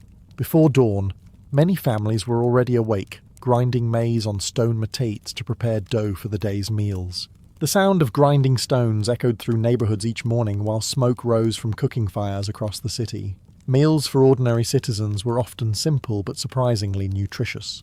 Beans, squash, tomatoes, chili peppers, amaranth, avocados, and cactus formed important parts of the Aztec diet alongside maize. Fish from the lake, frogs, insects, water birds, rabbits, turkeys, and deer provided additional protein when available. Yes, insects were commonly eaten. And honestly, considering modern snack foods occasionally resemble industrial packing foam, perhaps the Aztecs were not the strange ones here. Chocolate existed too, though not in the comforting modern form people imagine. Cacao beans were ground into bitter drinks mixed with spices, flowers, or chili. Nobles especially valued cacao, and beans even functioned as currency in markets. Somewhere in Tenochtitlan, someone was absolutely calculating whether they could afford extra tomatoes this week, based entirely on chocolate exchange rates. The markets offered cooked foods everywhere. Vendors sold tortillas, tamales stuffed with beans or meat, roasted fish, chili stews, fruit, honey cakes, and hot drinks directly in crowded plazas. The smells drifted constantly through the streets. Smoke, maize, peppers, herbs, roasting meat, flowers, and lake water blending together beneath the heat of the city. Nobles ate far more elaborate meals. Elite banquets included fine pottery, exotic foods, sauces, chocolate drinks, tropical fruits, and enormous quantities of tribute goods gathered from across the empire. Servants presented dishes carefully while musicians entertained guests inside palace courtyards. But whether rich or poor, everyone in Tenochtitlan depended on the same fragile system. The gardens, markets, canals, farmers, fishermen, and merchants fed the city daily. Without them, the glorious capital on the lake would stop functioning almost immediately. When the Spaniards finally entered Tenochtitlan in 1519, the city stunned them into silence. Hernán Cortés and his men had marched through mountains, forests, and hostile territories, expecting another wealthy indigenous kingdom they could intimidate with horses, steel, and dramatic speeches about the Spanish crown. Instead, they found themselves staring at one of the greatest cities they had ever seen. A city cleaner, larger, and more organised than many places back in Europe. That realisation must have been deeply inconvenient for their egos. As the Spaniards crossed the great causeways leading over Lake Texcoco, they saw endless canoes moving through canals beside brilliant white buildings rising from the water. Temples towered above crowded districts, while markets overflowed with goods from across the empire. The roads bustled with merchants, priests, nobles, labourers and warriors dressed in brightly coloured cotton and feathered garments. Several Spanish accounts later admitted the city looked enchanted.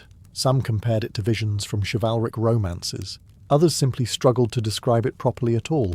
Because how exactly do you explain to Europeans that a massive city built on water exists across the ocean, while half of Europe is still enthusiastically dumping garbage into narrow streets beside livestock? The Aztec Emperor Moctezuma II welcomed the newcomers cautiously. He received Cortés with ceremony, gifts, and formal hospitality, while tensions quietly spread beneath the surface. Noble processions escorted the Spaniards through the city, while servants carried tribute goods and prepared accommodations inside royal palaces. The Spaniards noticed everything. The gold decorations fascinated them immediately. The temples disturbed them. The sacrifices horrified them. The markets amazed them. The discipline of the city impressed them deeply. Even the soldiers accompanying Cortés later admitted they had never imagined such urban wealth existed in the Americas, and yet beneath the admiration sat greed, constant growing greed. The Spaniards were a tiny force surrounded by a massive imperial capital, yet they quickly realized enormous wealth flowed through Tenochtitlan every day. Gold ornaments, tribute payments, luxury goods, and imperial power surrounded them constantly. That combination of admiration and hunger became extremely dangerous. Meanwhile, ordinary citizens of Tenochtitlan watched the strangers carefully too. The horses terrified many people because no one in Mesoamerica had seen mounted cavalry before. Steel weapons, firearms, and armoured soldiers looked alien and unnatural beside traditional Aztec warfare. Rumours spread quickly through the city as priests searched for omens and nobles debated what these foreigners truly wanted. Unfortunately, history already knew the answer. Disease, war, betrayal, siege and destruction were approaching the city on the lake. And Tenochtitlan, despite all its beauty and power, stood only a short distance from catastrophe. The destruction of Tenochtitlan did not happen in a single dramatic moment. It happened slowly, painfully, and with unimaginable chaos. After tensions exploded between the Aztecs and the Spaniards, violence consumed the city. Fighting broke out inside the capital itself while panic spread through the canals, markets and temple districts. The uneasy relationship between Moctezuma II and Cortés collapsed completely. Soon the Spaniards found themselves trapped inside the very city that had once welcomed them. And then came the siege. The Spaniards eventually returned with thousands of indigenous allies from rival city-states who hated Aztec rule and saw an opportunity to destroy the empire dominating them. This part is important because the fall of Tenochtitlan was not simply a few hundred Spaniards defeating millions. It was a massive regional conflict fueled by alliances, resentment, disease, and political collapse. History rarely fits neatly into simple movie scenes. The siege devastated the city. Causeways were attacked. Bridges collapsed. Canoes filled the canals, carrying warriors and supplies through constant fighting. Starvation spread as food deliveries from the Chinampas stopped arriving. Fresh water became harder to access. Disease swept through crowded neighbourhoods already weakened by war and fear. Smallpox proved especially catastrophic. The epidemic tore through the population with horrifying speed because the people of the Americas had no immunity to European diseases. Entire families died within days. Priests, nobles, warriors, farmers and children all suffered together while the city struggled to defend itself against enemies closing in from every direction. Meanwhile, the Spaniards systematically dismantled Tenochtitlan piece by piece. They used brigantines, small armed boats built on the lake, to control the waterways and destroy Aztec canoes. Street fighting consumed entire districts. Temples burned. Houses collapsed. Corpses filled canals once crowded with merchants and flower sellers. The great city on the lake slowly transformed into ruins, and still the Aztecs resisted fiercely. Warriors fought across rooftops, bridges, and narrow streets despite starvation and disease. The final emperor, Cuauhtémoc, continued defending the city long after defeat became almost inevitable. For the people of Tenochtitlan, surrender meant the destruction of their world itself. In 1521, the city finally fell. The Spaniards stood victorious among shattered temples, burned palaces, broken causeways, and silent canals choked with debris and bodies. One conquistador later wrote that the destruction was so terrible it felt like witnessing the end of the world. And in many ways it was. The magnificent capital that once stunned the arriving Spaniards disappeared beneath conquest, disease, and colonial rule. Yet even today, beneath modern Mexico City, the foundations of Tenochtitlan still remain buried under the streets, quietly reminding the world that one of history's greatest cities once rose from the waters of Lake Texcoco.